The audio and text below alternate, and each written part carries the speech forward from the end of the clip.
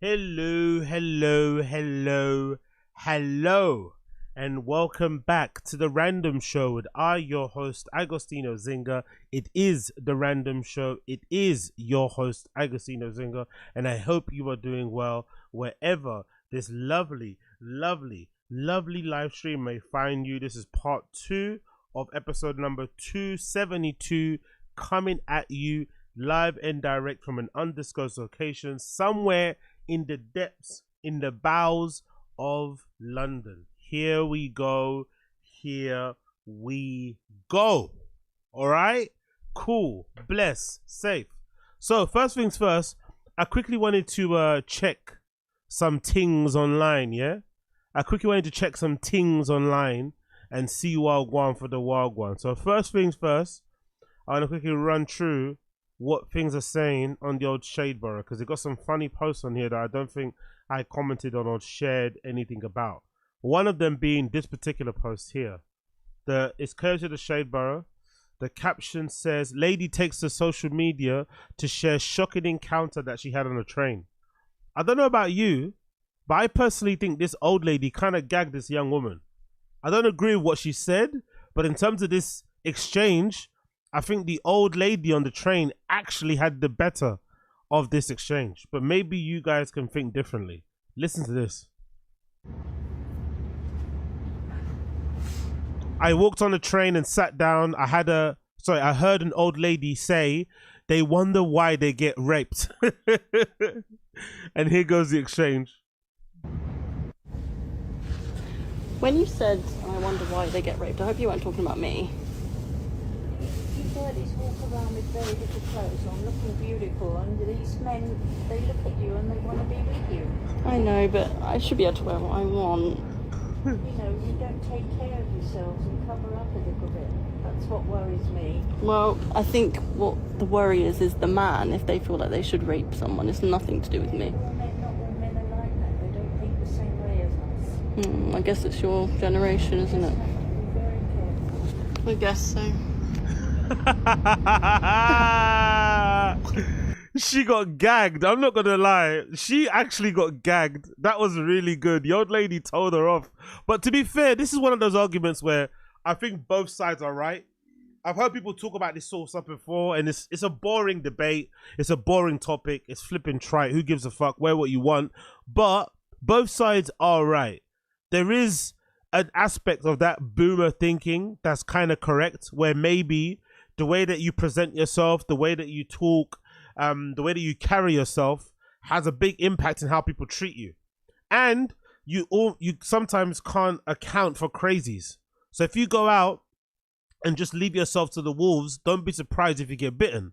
But on the other side of things, we should be able to live in a world where you shouldn't be fearing for your safety just because you decided to put on a bit of a tight skirt. Because to be honest, to be completely honest, what this girl's actually wearing in the top left-hand corner of this train isn't really that bad. This is what regular girls in England, and I'm assuming most parts of Western Europe, are wearing. It's a standard outfit, right? A tight top, a skirt on, especially during the summer, showing some belly, showing some shoulders. Why not? Get some sun, expose some skin, have a good time. There is nothing overtly sexual about what she's wearing, really. If you're a guy and you see that and you think that's grounds for graping, you probably need to give your head a wobble. But if you're a lady and you're pissed off about attracting maybe the wrong type of attention, maybe look in the mirror. Maybe look in the mirror. You don't have to change anything about yourself, but maybe consider it. Maybe consider it. Because unfortunately, we live in a world full of monsters and horrible, evil people who, given the opportunity, will do some horrible, evil things to you. Why give them that opportunity? Why give them that blood clot opportunity? Moving on. Some videos here about the riots that I haven't seen actually. Let's see what I'll go on here. Trigger warning: riots break out during far-right protest in the old England, right? Everybody's going crazy. I think it's the sun. I think it's all the sun. I think it's the prices of Weatherspoons have kind of gone up over the last few years as well. That's probably not helping things. And people are just all in a tizzy. Because you can imagine a lot of these people are probably coming to terms with not being able to go on holiday, right? A lot of these people aren't able to go to Tenerife. They haven't been able to go to Mallorca, to go to Ibiza, to go to Gran Canaria, to go to whatever, Fuerteventura. They haven't been able to leave their homes because money's a bit tight nowadays, right? Universal credit isn't what it once was. They're probably not getting paid as much as they were pre-pandemic. So people are just freaking out. So this might explain why all of these riots are taking place. And then, you know, sometimes, you know, you want to just let off some steam. And what better way to let off some steam than to be trying to chase and harass black and brown people? Sounds like a fun sport to me. Let's play this, see what I go.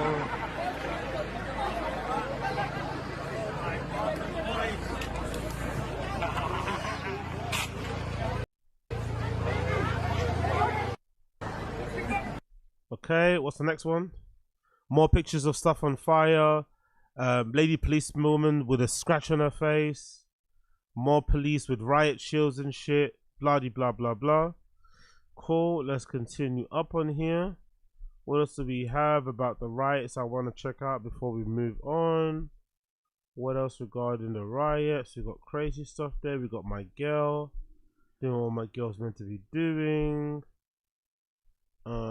Yeah, this is probably the worst one. This might be the worst one. I feel so bad for this guy. Like, this might be the worst one.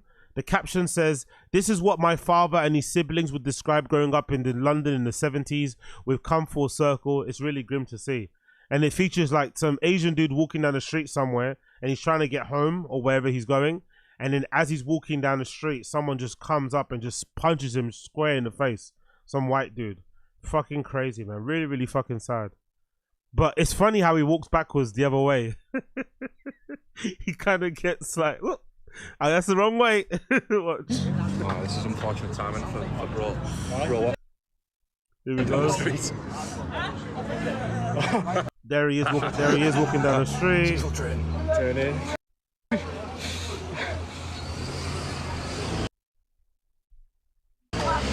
Oh, fucking helicopter. Ah, you can't really see it there because it's taking ages to load. But let me do it one more time. Bear with me a second as I load it one more time because it was loading. His band. Oh, this is unfortunate timing for bro. Bro walking down the street. Typical train. Turn in. Oh,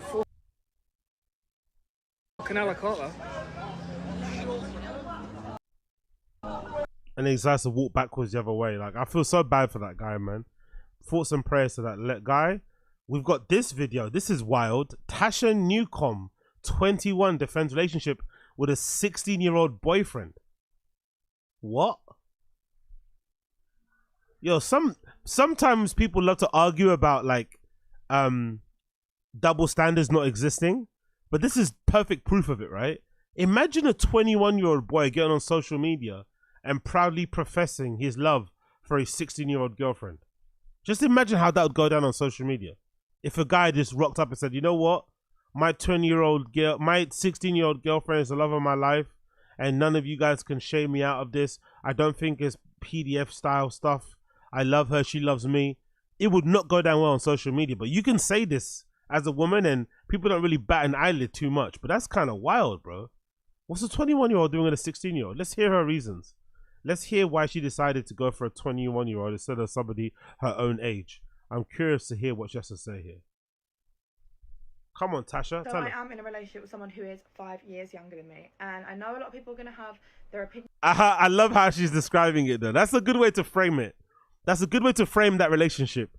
He's 5 years younger, but not actually say how many, not actually say the number, you know? Just, oh, we're 5 years apart. It's like, you're not 26, he's not 21. This is completely different. But let's see what she's saying. Opinions on that, and quite rightly so. You are allowed to have your opinions on anything. That's your free will. I've seen a lot of comments and videos from bullies saying, you know what you're doing is wrong, and this is why you said that you wasn't going to meet him, or you was unsure of meeting him. That is not the case. Reason number one as to why I was so unsure about, you know, meeting my boyfriend and pursuing anything with him is because of the backlash that I was going to face. So you was afraid about what people would say online. But I find it impressive though. I find it kind of impressive. You go and get yourself a boyfriend that's 21, but then you don't have the decency and the self-respect just to keep it to yourself. You have to share on social media. But then you get upset when people on social media have mad things to say about it. Okay. And that is, quite frankly, only down to opinion. Nothing else. Opinions, that is it. Nothing to do with what's right, what's wrong, just opinions. I also was unsure on me. So it doesn't matter if something's right or wrong. It's just about people's opinions. Oh, I'd love to live in her world, man. I'd love to live in her world where right and wrong don't matter. It's just a matter of opinions. It's like, what? I don't think it works that way, love. But because I have actually never dated someone younger than me before in my life. I didn't know what kind of challenges that was going to bring forward for me, but regardless, I'm in a relationship with him now. It's my life. I'm going to live my life how I want to live my life if I decide. So I am in a I don't want to be in a relationship with him. I can, because it is legal. Whether you think it's morally right or wrong, it's legal. And although my relationship is... Anytime you have to say it's legal, anytime you have to emphasize it's legal, it's legal, it's legal, it's legal, you're probably in a dicey situation, right? Anytime you have to stress it's legal, anytime you have to pull out your boyfriend or girlfriend's ID to justify your relationship, right? It's probably not a good idea, but hey, if they're in love and they're happy, I guess, isn't it? Is very, very new. I have to say that this boy is genuinely the most mature, kindest, loving person that I've ever been in a relationship with. He's special. Anyway, I digress. Let's circle back to the start. As I said, I completely understand that people are going to have their opinion on my relationship. You're quite rightly in your right to. But what you are not in your right to is to direct hate towards me, my friend. No. You can direct hate. I'm not one to advocate for pylons or for whatever, but if there's anybody that needs to be constantly reminded that what they're doing is pretty disgusting, it's a 21-year-old dating a 16-year-old. You should. Now, you're free to do it. Continue dating a guy. Continue being in a relationship with the person. You know, have your fun. Enjoy yourself. But you should never not be reminded that what you're doing is pretty disgusting. Especially if you're going to advertise on social media. Like, she can just keep this to herself. You don't need to share your boyfriend on social and whatever, but you want to have your cake and eat it too. You want to be able to display that you have a boyfriend online and show off and stuff. Oh, my boyfriend's cute, he's handsome, he's this, he's that, cool. But then you don't want people to like double take when they figure out, hold on, this guy's 16, isn't he? Friends, my family. I don't want to be in a relationship with him. I can, because it is legal. Whether you think it's morally right or wrong, it's legal. And although my whether you think it's morally right or wrong, it's legal. Yo, this girl's wild. Relationship is very, very new. I have to say that this boy is genuinely the most mature, kindest, loving person that I've ever been in a relationship with. Anyway, I digress. Anyway, I digress. Next one. Is that there? That's them. Don't get me wrong. He seems to be loving it, right? He seems to be absolutely loving it. But isn't this grooming? He seems to be absolutely loving it. But doesn't this count as grooming? Like, this is legit grooming, isn't it? 21-year-old. Relationship with a 16-year-old. Like, look, he's covered in spots and shit. He looks his age. She looks her age too, or maybe a little bit older because of the work she's probably got done. But God almighty, man, let the kid be a kid, man. Let him enjoy his youth and being around his age mates and shit. Why is he with you? Like, she's gonna want to settle down soon. You know those type of fucking Essex girls as well. They don't fuck around. She's gonna want to get married. She's gonna want to get engaged. She's gonna want a wedding, very elaborate. She's gonna want kids. You know, perfect numbers, like maybe 2 or 3. Like, she's gonna want to move in together, and this kid will be like going 16, going to 18. Like, imagine getting locked down by like a proper adult woman, basically, because girls mature way faster than boys. When you're like 18, imagine. And she's telling you to go get a job and pay the bill. You're like, bruh, I just want to kick ball with my boys. I'm gonna want to play fucking PlayStation, man. I want to hang out. I want to go to a festival or something. You know what I mean? Like, I want to fucking do balloons in the park. And here you are telling me to go get a job. Huh? What? I want to jump on a fucking, you know, on a, what you call it, on a lime scooter and just like hang about and shit and have a good time. And you're telling me to fucking grow up. No, I don't want to grow up, personally. Let me enjoy my youth, bro. Yeah, this girl is awful. Social media influencer Tasha Newcomb has defended her decision to pursue a romantic relationship with a 16-year-old boy. Tasha, 21, has hit back at trolls who have attacked her for her 3-month relationship with GCSE student Marco Vituk. Oh, big up Marco. Big up Marco, though. He's enjoying, he's loving life. He's having a fucking blast, but that's fucking, yeah, exactly. Look at the comments. He was literally in secondary school a few months ago. His Oyster card still double beeps. If the roles are reversed, exactly. Fucking hell. He's so mature. This is what predators say. He's a child. He can't even buy a Red Bull at Tesco's. Nonce. It's a child, babe. Hope this helps. What does a 16-year-old boy have to offer, please? You know what he has to offer, though. Come on. Let's not play. Let's not play. We all know what he has to offer. We all know why she's in it. We know why she's happy. We know why she's smiling, right? We know why she's fucking happy. Let's not play. The guy's 16. Do you remember how much fucking energy you had at 16? Do you remember how much vim you had? How much joie de vivre you had when you were 16?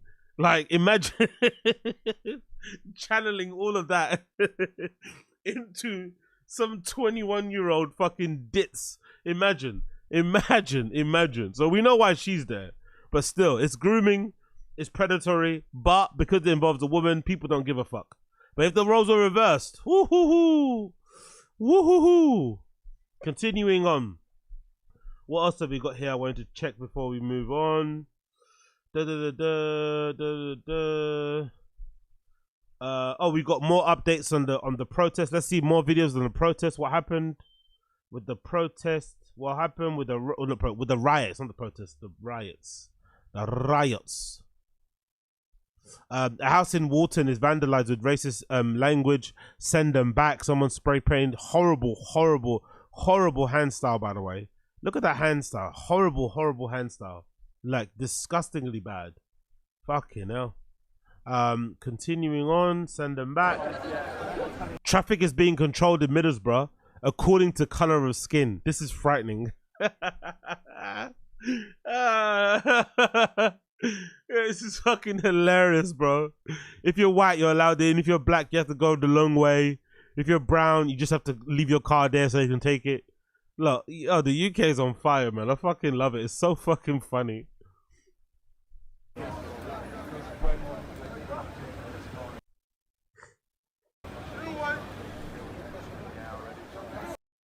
Oh, it's fucking pausing too much. Let me just refresh it.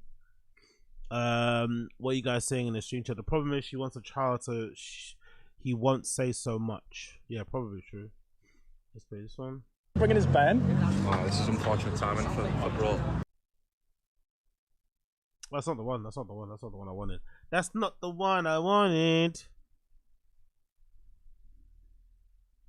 Let me just quickly get that clip up again. I wanted to check out. Bear with me 1 second here, and then we can move on delightfully.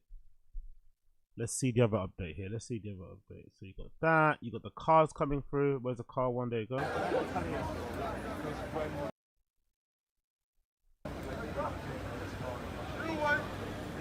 Cool. We got the car thing. Tommy Rosen accidentally posts screenshots of his lawyer quitting. These racists are super stupid. Man got a World War II pop in his jacket and Hitler swastika. That's like supporting Spurs and Arsenal. Hilarious. Belfast child chants.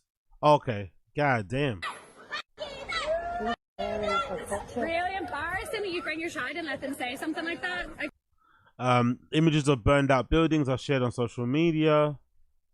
The far-right Telegram group of 3,000 members is sharing a list of 39 immigration-related charities, advice centers, and solicitors as targets for arson attacks on Wednesday night. The group also includes calls to murder ethnic minorities, anti-fascists, and government ministers. Jesus. However, let's be blunt, this is an emergency. it requires an emergency response. And Britain's good at emergency responses, and this is one. Unfortunately, if you were involved in the riot, you would go to prison. If you incited or conspired with those who carried out a riot, you would go to prison. If you simply transported people to the riot, you will go to prison. And you go to prison for years, not months. Nazir Afsal, thank you. However, shut up. be blunt, this is Amelie the what you call it? The chicken shop date girl. Of course, chicken shop date girl is pro immigration, isn't it? Without fried chicken and black people, where would she be, eh? Of course she's pro immigration. Chicken shop girl. What's she saying? As we witness people across the UK being terrorized by fascist and racist foes because of their skin color, religion, or asylum status, we must continue to come together to defend our friends and communities. Using immigration as a scapegoat for your complex problems facing society will never be the answer, and it's shameful to continuously see politicians and media using harmful and false rhetoric to undermine unity within this country. History has shown that it is not the police and the politicians who will keep communities safe from the far-right violence. It's everyday people standing up and speaking out against extremism. Use my code, Chicken Shop Date Girl, at Morley's to get 10% off. What the fuck is she talking about, man? Like, this is like asking like Ja Rule. Let's ask Ja Rule what she has to think. What the fuck is she talking about? Like, shut up, bro. Like, we don't care. Run your show, do your interviews, keep it moving, bro. Like, she thinks because she's got... It's actually funny because I think because she's got that show, she thinks she's like obliged. And she thinks she's required to like speak up. I've got this show where I interview people inside of a chicken shop. And obviously everyone knows black people love chicken and shit, so I have to kind of speak up for them. It's like, what? Oh, big up Chicken Shop Date Girl, man. Fucking hell. Intentions are pure. I'm sure our heart's in the right place, but shut the fuck up. We don't need to hear from you, man. We don't need to hear from you right now. We really fucking don't. Oh my God, but bless her. Bless up to her. Another one. Oh, have you guys seen this? This is pretty hard, by the way. Oh no, let's play this clip actually of this caller. Let's play this clip of this caller. Let's play this caller. This caller's pretty cool. Trigger warning. Residents, an interesting call took place at LBC radio station, which a far-right rioter named Gary from Harlow, Essex, shared his reasoning behind the racist attacks of terrorism currently taking place. Listen to the... This is why I don't take the race riots or whatever's happening now seriously, and I'm just laughing at all this nonsense, because listen to the IQ level of these people who are rioting outside and telling black and brown people to go back home and bemoaning immigrations for all their woes and saying England needs to return to being a white country and all this stuff that they're saying outside. Listen to their intellect. Gary's a first-time caller in Harlow. Gary, you were involved? Yes, mate, I'm involved. Talk to me about where and when and how. Middlesbrough. I went up there. I travelled up there from Harlow in Essex. Jesus Christ! So I travelled up there. Imagine leaving your house in fucking Harlow. Imagine leaving Harlow in Essex, Greater London, to go to fucking Middlesbrough. What a fucking idiot. Like, honestly, man, like, people are bored and unemployed. Like, what are you doing, bro? See, to actually demonstrate my problems of why all this is going on. That's the problem. Right, you drove? Yeah, I drove up there, yeah. You drove from Harlow to Middlesbrough and back to take part in the protest? Yes. Right, and what is it that you wanted to protest against? Basically all the boats coming in, all the immigrants coming in, causing problem, causing grief. That's what I'm protest about. That's what I'm fed up of, really. Which people are you thinking of when you go on these? Gary's a first-time caller in Harlow. Okay, next slide. Go on, Gary. Asians. Asians? Yeah. Right, so all Asians are who you're thinking of when you think of the people causing all the problems, all the immigrants. Asians and black people. Right. So you drove from Harlow in Essex to Middlesbrough to protest against black people and Asian people. Basically all non-white people is what you're saying. Yeah, because they're the main issue. All non-white people are the main issue. Well, from what I'm seeing. What are you seeing? Because from where 99.9% of the rest of the country is seeing, all black people and all Asian people are not the issue, Gary.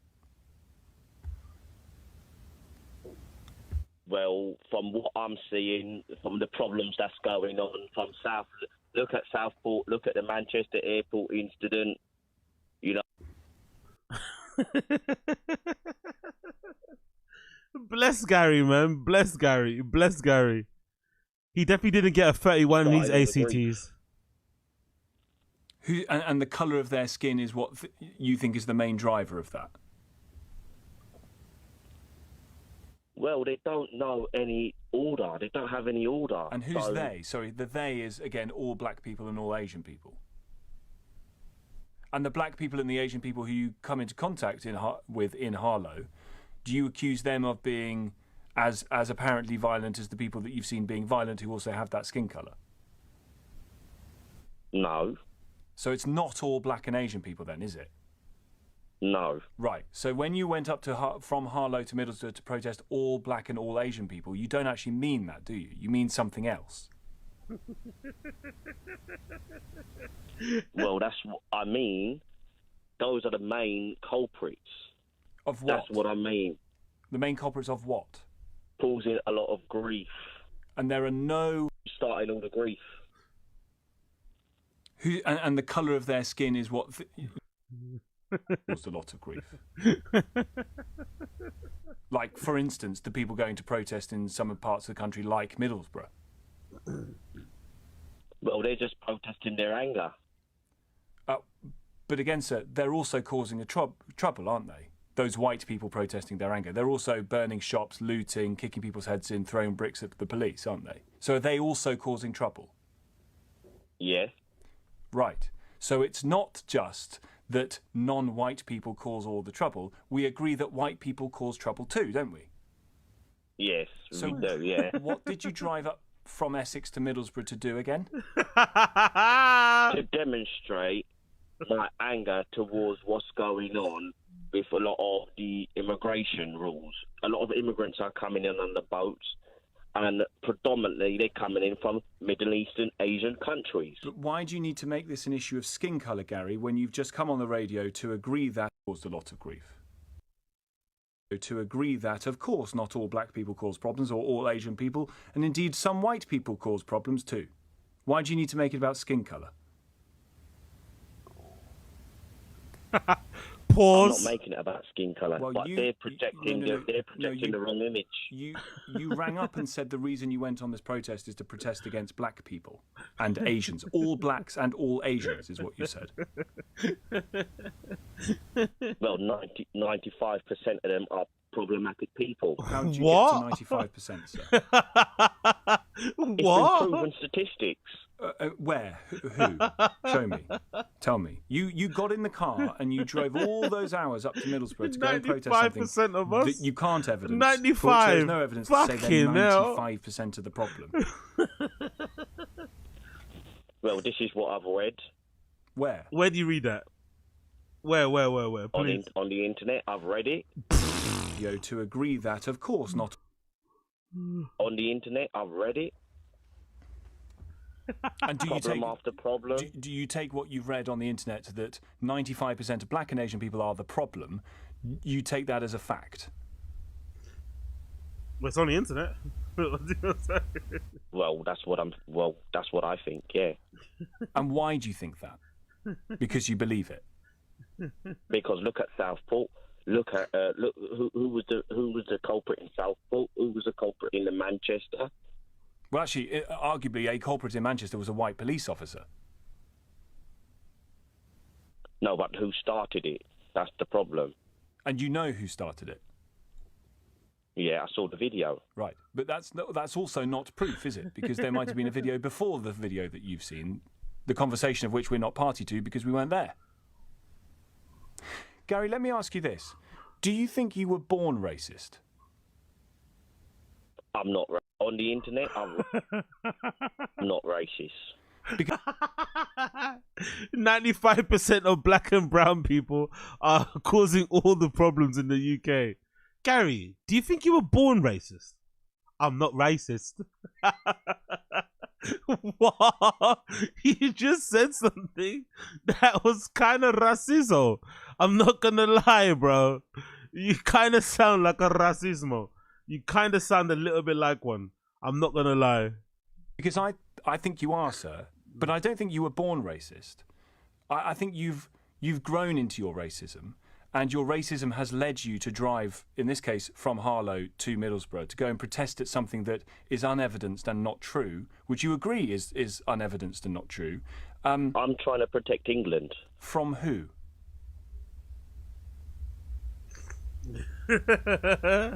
From the invasion of illegal migrants. Gary, do you think you were born racist? I'm not racist.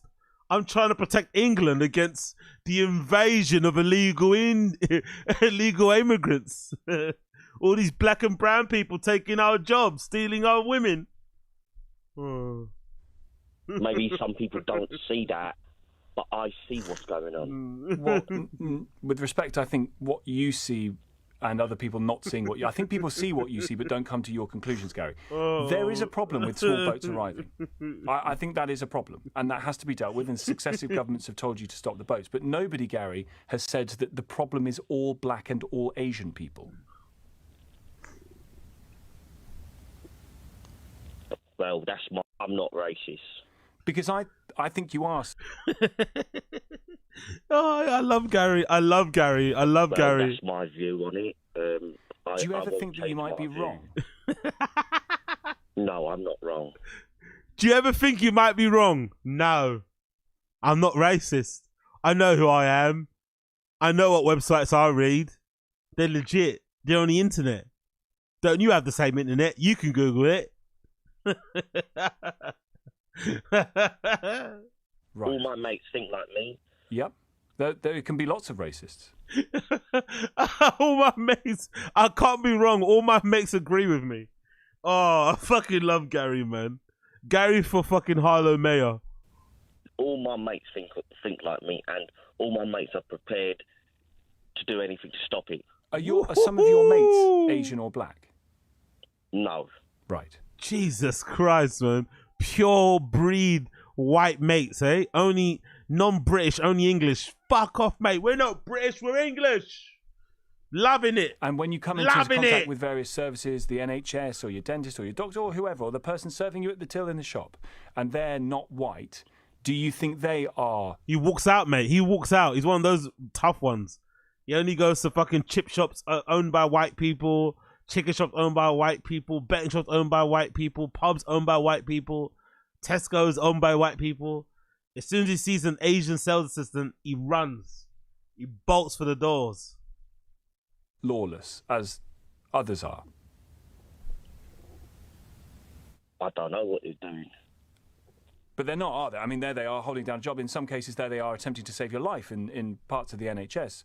God forbid something awful were to happen to you. You might have a black doctor, a black woman, black man trying to save your life. Would you worry about that? No. So it's not all black. Well, I love him so much. Black people, then, is it? No. So why did you make it about race when you went up to Middlesbrough to go and protest?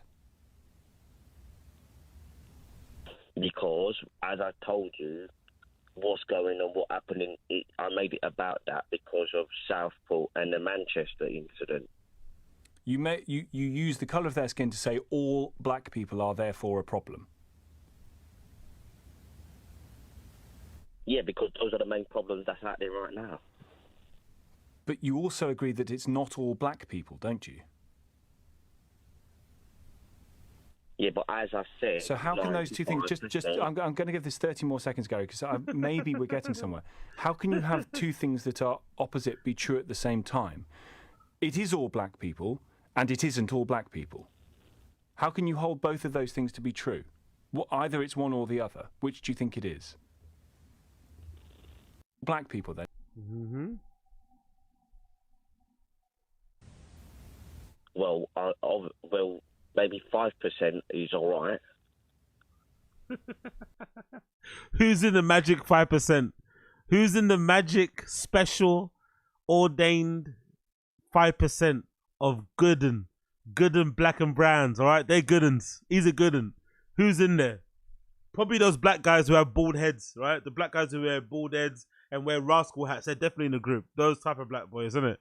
Those guys are definitely in the group. If you got dreads or braids or earrings or anything like that or designs, you're out. But if you're one of those black guys that purposely shaves their head bald and wears those little rascal hats with those fucking geezer jackets and shit, you're definitely in. Maybe 5%. If that. Right. But the other 95% are wrong uns, mate. And you get... wrong uns.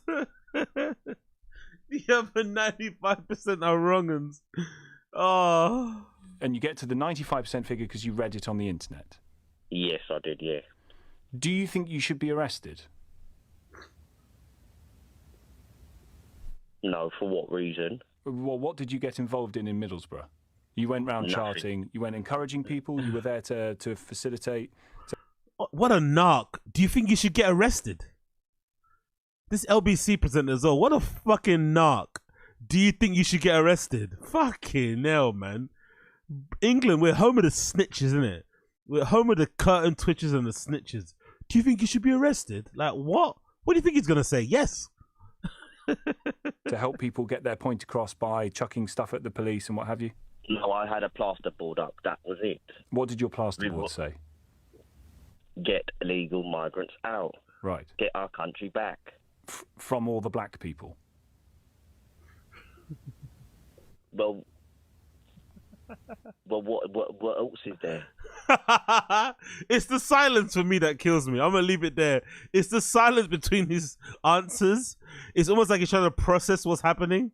He's a fucking legend, man. Get all legal migrants out. It's fucking hilarious. I think he meant to say illegal, but he probably messed it up and probably wrote a sign that said get all legal migrants out. But regardless, he's a flipping legend. Continuing on, have you guys seen this? Look at this clip. What the hell is this, bro? Wherever Michael Jackson is now, heaven or hell, he's definitely rolling. He's definitely screaming. He's definitely punching a wall. He's definitely pissed off when he sees this.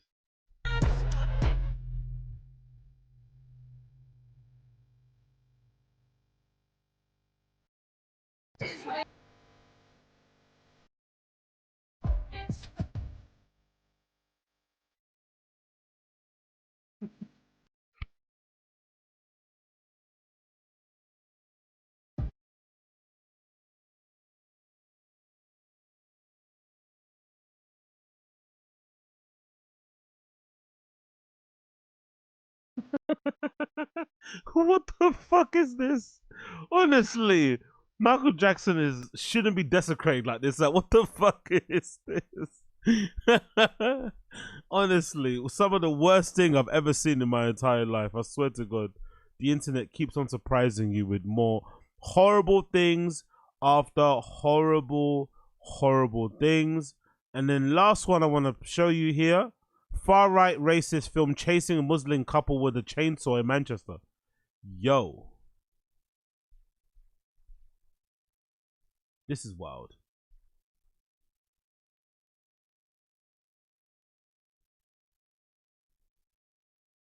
He actually gets a chainsaw out of his van, runs back into B&Q. Oh, look, he's actually got a chainsaw.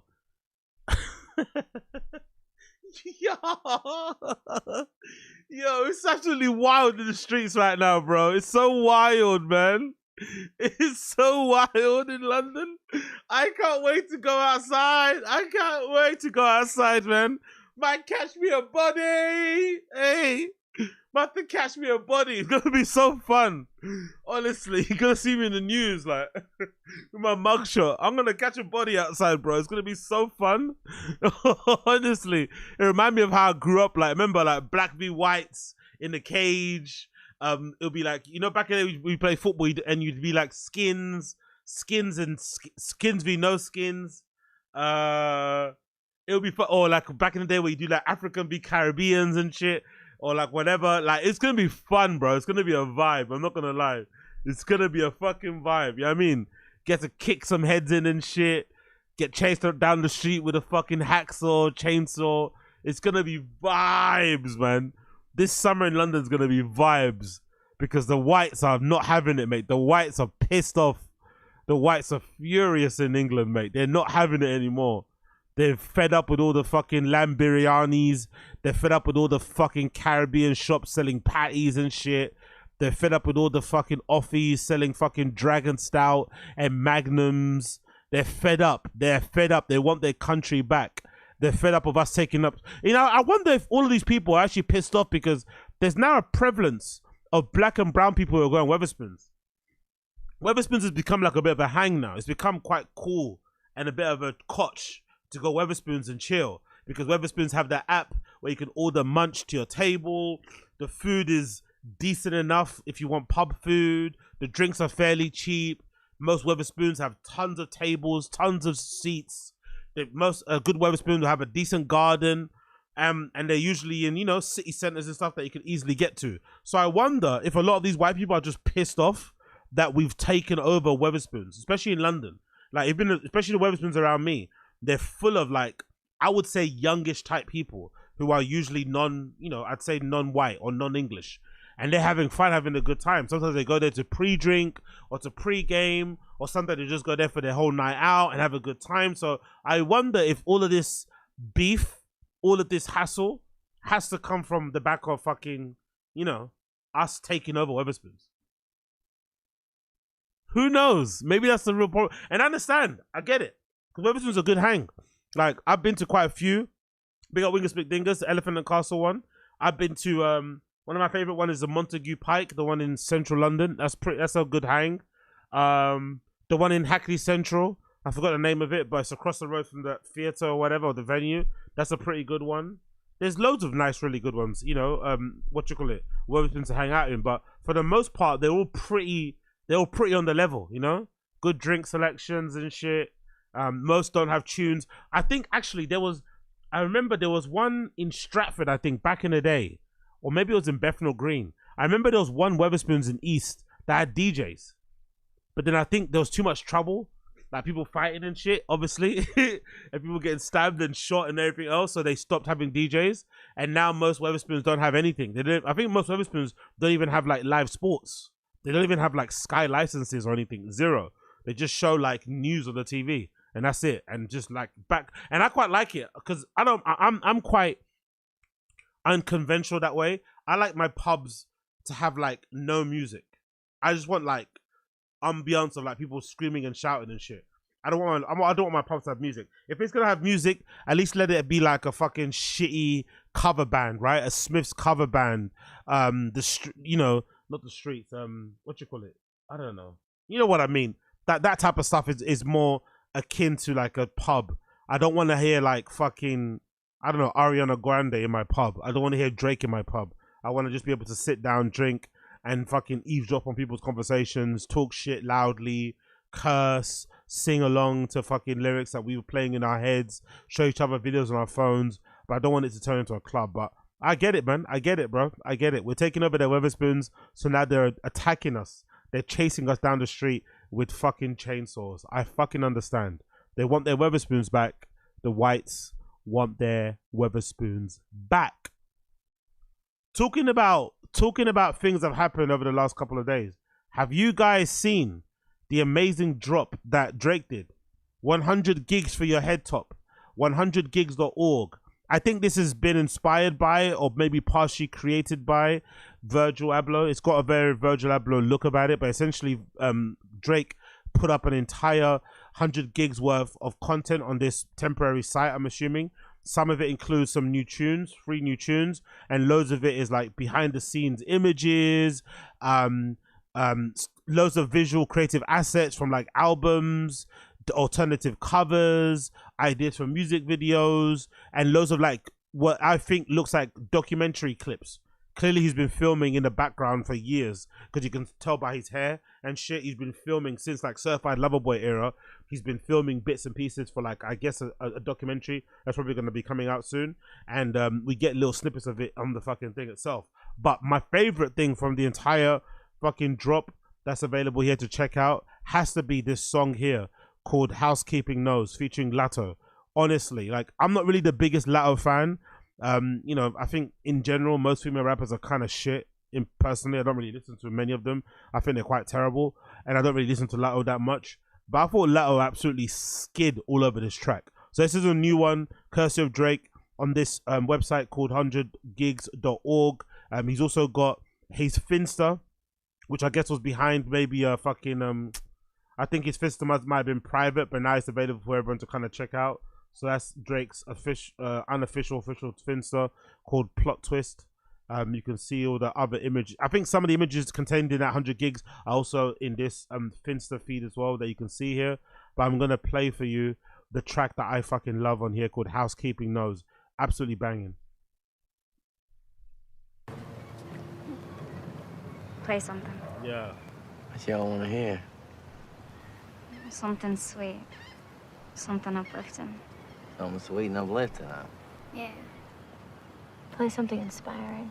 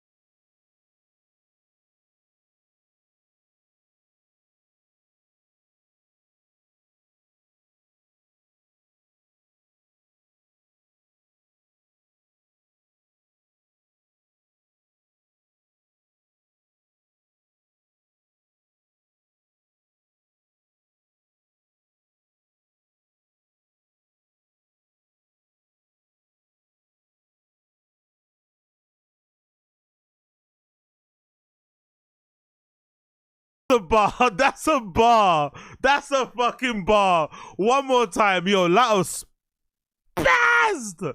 That's a bar, please.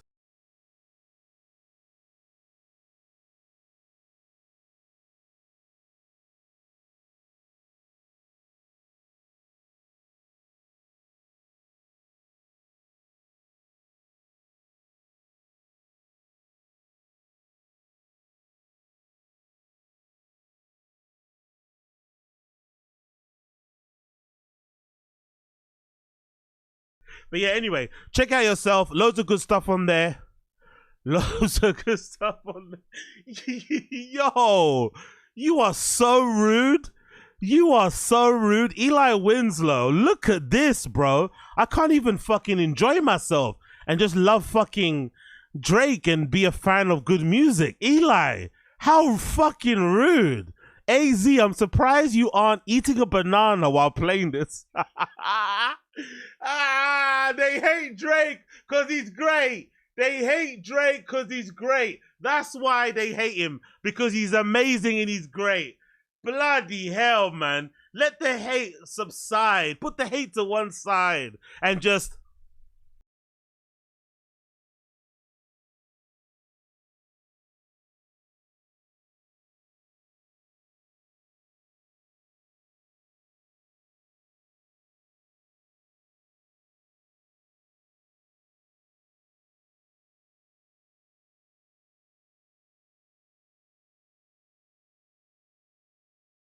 Yo, man, me, Academics, Flacco gonna be twerking in the video, innit? Huh? Me, Academics, and Flacco gonna be twerking in the video. Ride. We're gonna be twerking. We're gonna have our shirts rolled up. And we're gonna be twerking. Ride.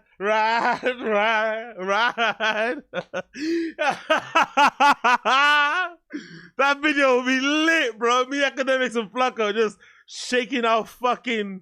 You know, our derrieres, our massive back offs, just square bums, just shaking from left to right. Right. Yeah. I'm being nasty, girl. I'm being nasty, girl. Oh my God. Could you imagine, bro? That video would get reported, bro. That video might be one of the most disliked video ever. Me, Academics, and Flacco twerking to that song. That might be one of the most disliked video in fucking YouTube history. Us free in the line. Right. Oh, shit. Oh, fucking hell. Fucking hell. All right, cool. Let's move on. Enough of that glazing. You know, people like Eli Winslow in the chat just hating on the kid, so we can't glaze. All right, I thought this is a glaze-free area. I thought we could be free to glaze and have fun, but I guess some people don't like glazing. Anyway, cool. Moving on. Let's see here. Oh yeah, let's play this. One of my favorite bits from the Joe Rogan Netflix comedy special Burn the Boats is the following. I'm not too sure if you guys agree, but I honestly think this might be one of my favorite bits from that Joe Rogan special, which I think might be one of the greatest specials to have ever touched the earth. The greatest special I've ever seen. Rogan's one of the funniest people in the world, and I think anybody hating on him is just jealous of this bald, beautiful, rich, successful man. I prove to you this. So I think I'm the only guy in the history of Hollywood that lost a job because people had to drink cum. Usually that's how you get a job. You heard that, right? Wasn't that funny? Wasn't that super funny? Wasn't that the funniest thing you've ever heard? One more time. I love that joke because, get it, when people drink gum, it's like he's talking about Hollywood and how usually to get Hollywood jobs you have to suck somebody up, so the drinking gum. You understand, right? Let's play it one more time so you can get the joke. So I think I'm the only guy in the history of Hollywood that lost a job because people had to drink cum. So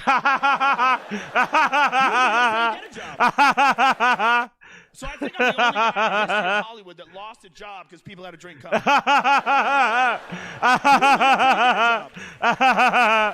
That's so funny because, you know, it's like an observation of like the Hollywood industry and how perverse it is, and the sexual favors that go behind the scenes and the harassment and the bullying and the you understand, right? One more time. So I think I'm the only guy in the history of Hollywood that lost a job because people had to drink cum. Yeah. Honestly. That's fucking good, man. Cause you get it. He's talking about like ejaculation and he's talking about it in the context of Hollywood, and he's talking about how like it's been reported and wildly like, you know, worst kept secret that in order to make it in Hollywood, maybe sometimes you have to exchange sexual favors, sometimes by force, or sometimes under duress, or sometimes while you're sleeping or not conscious, especially in the case of Diddler. Unfortunately, allegedly, I don't know what I'm talking about. You get it, right? One more time. So I think I'm the only guy in the history of Hollywood that lost a job because people had to drink cum.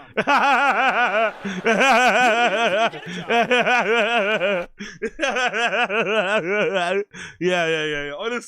Honestly, I swear to God, man, Rogan is so funny. That's one of my favorite bits from the Joe Rogan Netflix comedy special. And I think anybody out there that has anything else to say about this, you don't know what you're talking about. You know what you're talking about. You don't know comedy. You are just not really attuned to what's going on out there in the streets. You don't know what's happening in the comedy industry. Rogan is one of the greatest to ever do it, and I absolutely adored Burn the Boats. I've watched it 7 times now in a row. I've given it 5 stars on my Netflix. I've left good reviews on IMDb. I'm going to do reviews of it on Letterboxd. I'm going to write a counter argument to to New York Times and other platforms who have been disparaging and very rude to Rogan and criticizing him and saying he's not funny and questioning his comedic chops and blah blah blah blah. I stand for Rogan. I stand for Rogan. That's who I stand for. I stand for Rogan. You want to see one more? You want to see one more from Rogan? You want to see one more from Rogan? Yeah? One more from Rogan where I can show you he's really funny. This is actually my favorite bit. No jokes included. This is actually my favorite bit from the recent comedy special of Joe Rogan. This is legitimately my favorite bit. I think this is really funny. I don't know what you guys think, but I legitimately think this might be one of the best bits he's ever done. But unfortunately, I have heard from other people that this is a repeat. This is a recycling of another joke that he's had in another special. But I fucking love it. This is one of my favorite bits from Rogan ever. Listen to this. Brilliant bit from Rogan. Listen to it.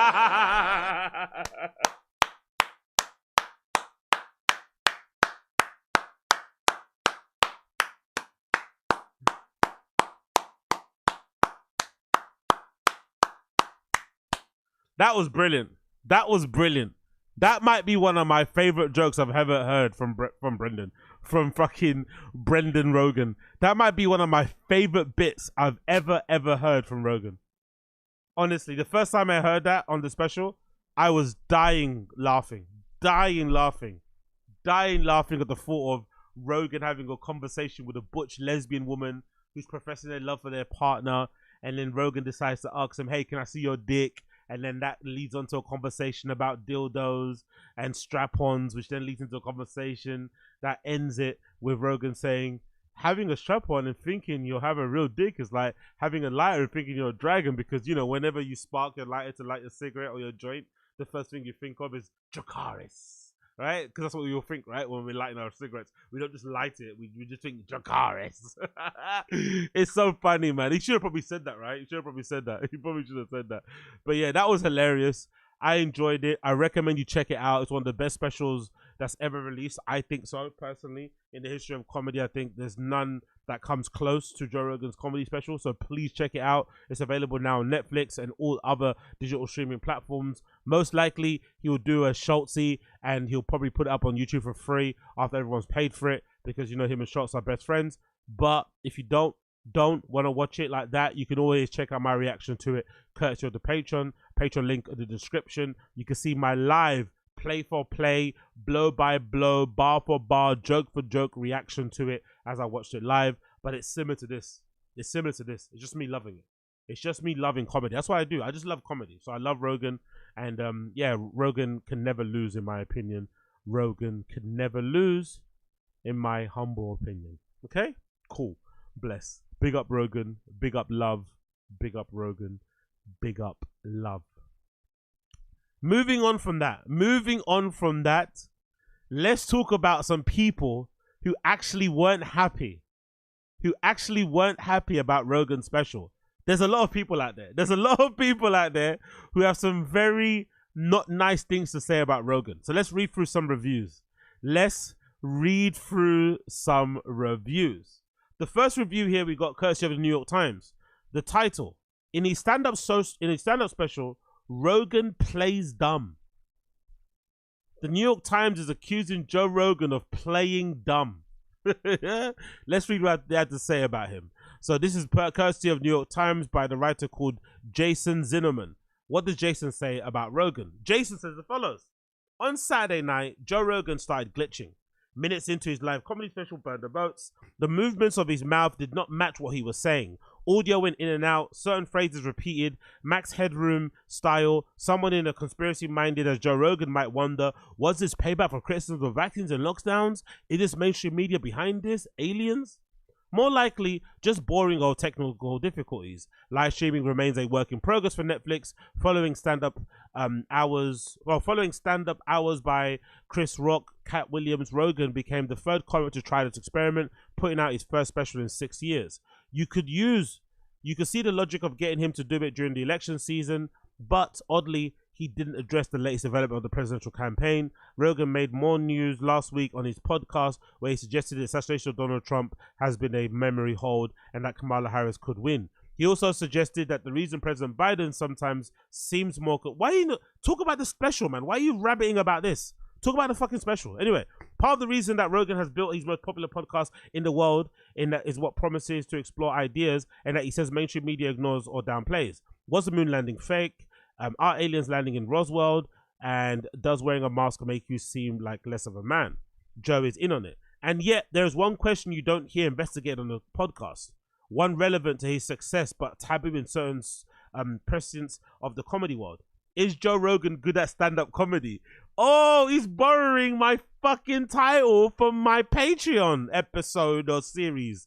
Is Joe Rogan funny? He titled it, Is Joe Rogan good at stand-up comedy? That's the question that everybody is wondering now, isn't it? After watching Burn the Boats on Netflix, is Joe Rogan good at stand-up comedy? Let's hear what he says. That can be a dangerous one for some comics to touch on because Rogan has become a powerful gatekeeper. The owner of a club in Austin, Texas, and a host who drives viewers to specials and movies, Rogan tends to be talked about as a political or sports figure, a guru for bros, a symptom of a cultural rampant with conspiracy, transphobia, misinformation. But his current notoriety is all built on decades-long career of stand-up, which provides contrast to his other media jobs. Rah! New York Times are basically saying that people don't want to criticize Rogan's stand-up comedy because they're afraid if they do, they won't get on Rogan and they won't appear on the Comedy Mothership, at the Comedy Mothership. Yo! Oh, man. Yo, big up my guy, Assad Aziz. This is one of the 300 Spartans, bro. I was saluting him the whole hour. Show some respect, exactly. Big up my guy Koila. Big up my guy Koila. New York Times is trash. Yes, what's it say? Assad Aziz. Yeah, no, AZ. We all knew he wasn't. You for some reason insisted his old sentence. Don't remind me, brother. Don't remind me, man. I'm so fucking embarrassed. I'm so embarrassed. Don't remind me, bro. Don't remind me. I was fighting here tooth and nail on this stream. Fighting, arguing with people in the fucking stream chat saying, no, Rogan's actually funny. You haven't watched his old material. And then I went back into the archives for my Patreon specifically to put some content up on there and to give me an excuse to listen to the specials because you can't upload that stuff onto YouTube. So I decided, you know what? Let me just dig deep. Let me just see what he did. And I actually listened to his first ever CD special. And this guy's been shit from day dot. That's the funny thing. Since he's documented or since he's recorded specials, he's always been terrible. There's never been one, and I'm hoping actually, because I'm now up to year 2001 in his archive. So I'm gonna go back actually and listen and watch all the other ones. So make sure you're subscribed to my Patreon, patreon.com/Agostino, link in the description. I'm gonna go back and watch all of the rest of them. But there has to be one. I'm sure there has to be one. So I know Assad Aziz and other people are taking a victory lap because I was wrong, but I'm sure there has to be at least one special in Rogan's, archive, in Rogan's fucking discography, filmography, comedy specialography, whatever they're fucking called. There has to be one that's good. There has to be one. So far I haven't found it, but there has to be one. I'm hoping so. Continuing on. Whereas he performs patient, faultless. No, let's go back again. Whereas he performs patient thoughtfulness in his podcast. His stand-up is frantic, animated, full of unmodulated yelling. That's a great way to describe Rogan's stand-up delivery. Unmodulated yelling. His eyes pop out, his face reddens. Midway through Burn the Boats, a jagged line of precipitation forms on his tight yellow shirt, making him look like Charlie Brown on steroids. Even if it seems too hammy for a up close, there's a cartoonish aspect to his persona that tells you not to take him seriously. And if you're wondering, is this fucking New York Times writer being a bit dramatic by saying that Rogan looks the way that he does when he's doing stand-up? This person isn't being dramatic. That's the funny thing. This person isn't actually being dramatic. Let me actually show you. This person is not being dramatic. I can actually show you vis-a-vis the actual special itself. This person is not being dramatic at all. They're being actually very accurate in their description of what Rogan looks like when he's doing stand-up. It's not nice. It's not pretty. It's not nice in the slightest. Let me see if I can get up so you can see what I mean. Look at this. You can actually see, if you scroll, if I scrub through the special, you can see the sweat building up and all the animated faces. All the unnecessary, look, all the, he puts all these weird, look at that. What the fuck is that face? Can I zoom on here? I don't think I can I? No, I can't zoom on here, but what the fuck is that face? Look at that face. Let's just scrub through again. Look at that face. Let's continue on. Look at the faces, the reddening, just unnecessary like contortions of his face. Let's continue again. Look, he's all red. He looks like a tomato. Like, honestly. Oh, he looks calm there, by the way. He looks very zen, like he's meditating, active meditation there. More frantic around and panting and being aggressive. The line on his shirt isn't too visible here on the 20-minute mark, but if you scrub across, you can start seeing the sweat building up under his titties. Look at the animated faces, and you can scrub across here. You'll see more sweat stains. Look, it's building up now, and you keep scrubbing across, and you see a full development there. Look at that, a nice sweat stain there under the pectorals. Lovely to see. Lovely to see. Look at that at the end, towards the end. God almighty. Yeah, there we go. There we go. There's the Rogan we all know and love. That's the one. That's the one the New York Times is talking about. Look at that face. Look at that face. It's right to describe them perfectly. Let's go back to this again. Oh my god, that's fucking brilliant. Let's go back to that. It continues. His jokes rely on the most well-worn of stand-up subjects. Pat downs at the airport, the comedy of old people having sex, describing a drug trick man. When it comes to sex, men, have you heard, are different than women. The variation with Rogan is the additional sentences mocking the straw man those who think the differences are purely cultural. That is true though. Like, he should be, Rogan doesn't get mocked as well or as much as Seth Rogen does. People love to mock Seth Rogen for always talking about weed and how much he smokes and making fucking ashtrays and all this sort of shit, and his whole personality being about weed man. But Rogan is way more exhaustive when it comes to that shit. DMT man, mushrooms man, psilocybin man, LSD man, like fucking hell, edibles man. Like, he does not fucking stop. But it makes sense though when you look back at his history. He was the kind of guy who did start smoking in his like late 30s, early 40s, so it makes sense why it's blowing his mind so. We all got that out of our systems when we were teenagers or maybe in our early fucking 20s, but Rogan legitimately only started smoking weed in his late 30s, 40s, so it's not surprised that he's so like, yeah, 420 man. Let's continue. His joke constructions are also familiar. The things that you think, his joke constructions are also familiar. The things you think but don't do, the words you can't say. He leans into stereotypes that have cracked up drunken crowds for generations. When he discovers from a genetic test that he has some African ancestry, you just know the joke about penicides is on its way. Man saying Rogan's predictable and a bit of a hack. In a possible effort to exploit the live set aspect of the show, he tries crowd work, asking an audience member to speak up when they yell something out after he worries aloud about the influence of China. Then when they shout about cobalt mine, he appears oddly irritated. Congratulations, he sneers. You know a thing. This writer is fucking redacted, isn't it? That person, that wasn't crowd work, you idiot. That was a heckler. This person from the New York Times is a bit dumb as well. They thought the heckler that interrupted Joe during his set was crowd work. What? Maybe, hold on. Maybe it was. Maybe it was like a plant. Maybe to kind of spice up the fucking show. But from what I was able to surmise, that was just a heckler. Somebody drunk, somebody too excited, wanting to be involved and said something crazy, and Rogan kind of shut it down. But to him to say it's crowd work is fucking hilarious. Contempt for the crowd is a theme. Wow. Contempt for the crowd is a theme. He pokes fun at the idea that he has any responsibility for the information he has on his podcast. If you're getting your vaccine info from me, he says, is it really my fault? In one of his more pervasive, self-deprecating riffs, he says that the funniest way for him to die would be from COVID. The memes would never end, he says. It will surprise no one that Rogan brings up getting cancelled and reminds the crowd that his just jokes. This, of course, is key to his brand and the dangerous comic bucking conventional wisdom, annoying the scolds and owning the libs. There is plenty in this show to get mad about. He says he believes in Pizzagate.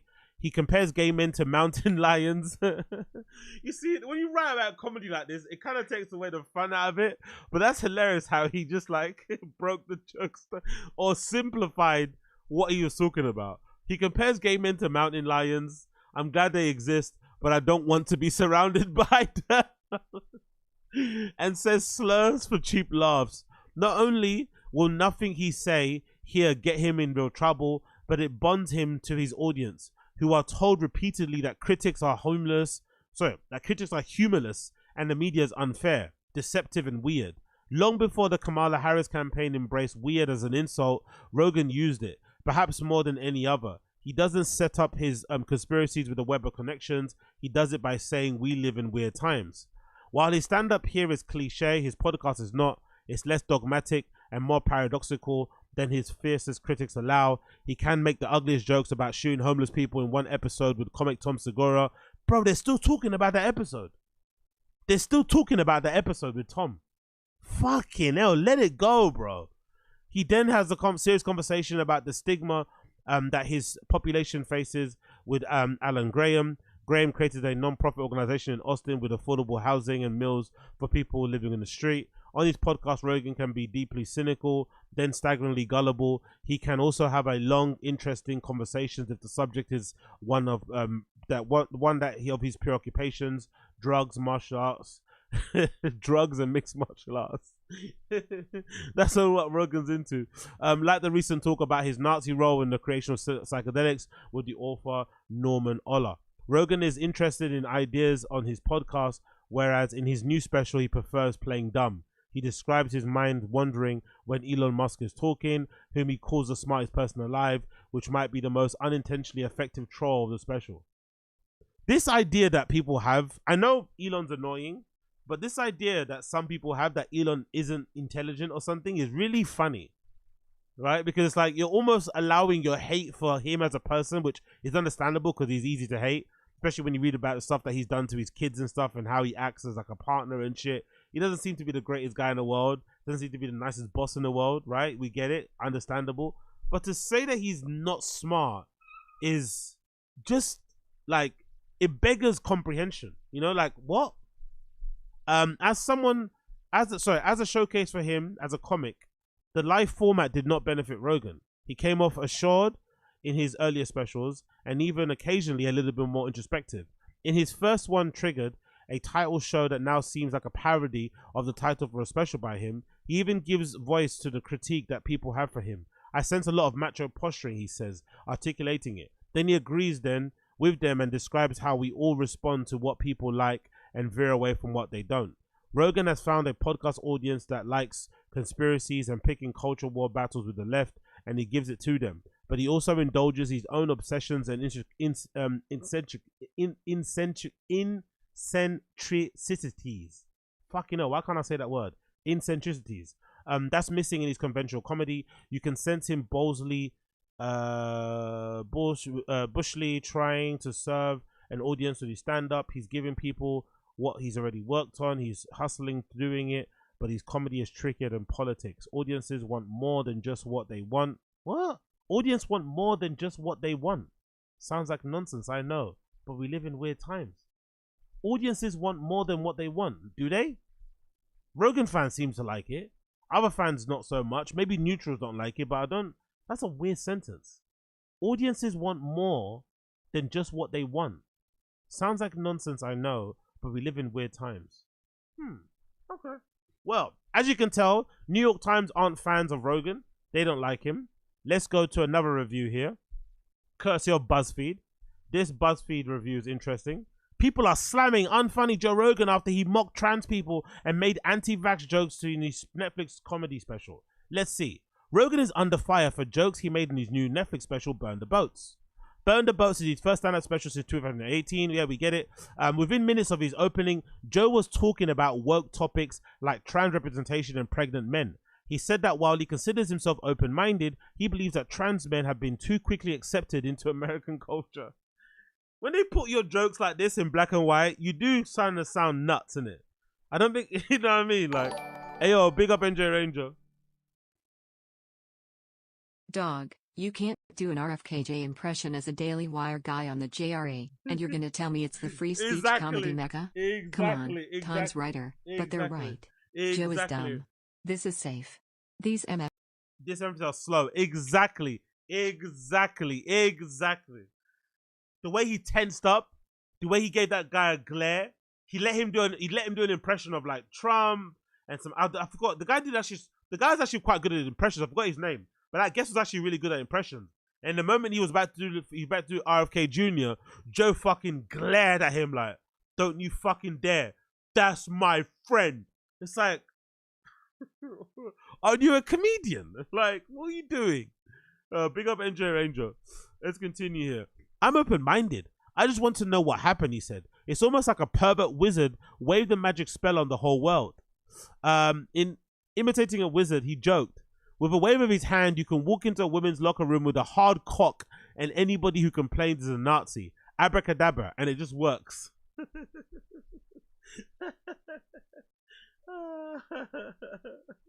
He's never going to stop with this type of comedy, and he loves this type of humor, Rogan, isn't it?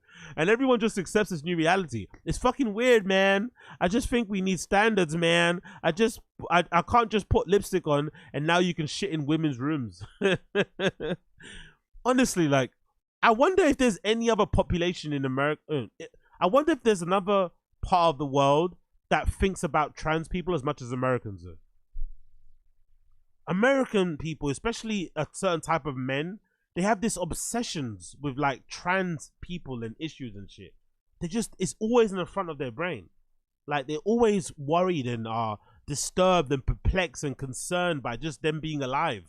Like, it just always, like, I don't get it. Like, it's just such a weird thing to always have on your mind. Like, to constantly be thinking about trans people, like, I don't know, jumping into your kids' bedrooms and twerking while they're sleeping, or reading them fucking nighttime fucking stories and shit, jumping through the roof of their schools during assembly and fucking, crashing their fucking recitals. I don't know, taking them out to get ice cream. It's like, bro, like, it's not that deep. Like, how many trans people do you interact with on a day-to-day basis anyway? Like, this like invisible boogeyman, like, it's like, relax. This isn't the biggest concern or the biggest issue to you at the moment. I would think so, but especially when you're Rogan too. You're Rogan, you live behind a massive gate surrounded by Navy SEALs and big trucks and whatever else. Like you choose who you want to be around you. You're rich, you can go where you want. Like, I don't know, man. Like, the obsession with trans people is odd. I don't get it, really. I really don't. It continues. I just want to know what's going on, man. Like, the world has got weird. Joe went on to say that he does believe in trans people and supports their right as an adult to do whatever they want to do that makes them happy. But I also believe in crazy people. Oh, thanks, Joe. Thanks for giving us permission to exist. Thank you. Thank you for giving us permission to exist. Oh, what would we have done without your permission? Thank you. It's like, what? I believe in you, trans people. I believe you. I believe you're actually trans. I'm not like Candace Owens. I don't think it's a mental illness, right? I don't think your brains are broken.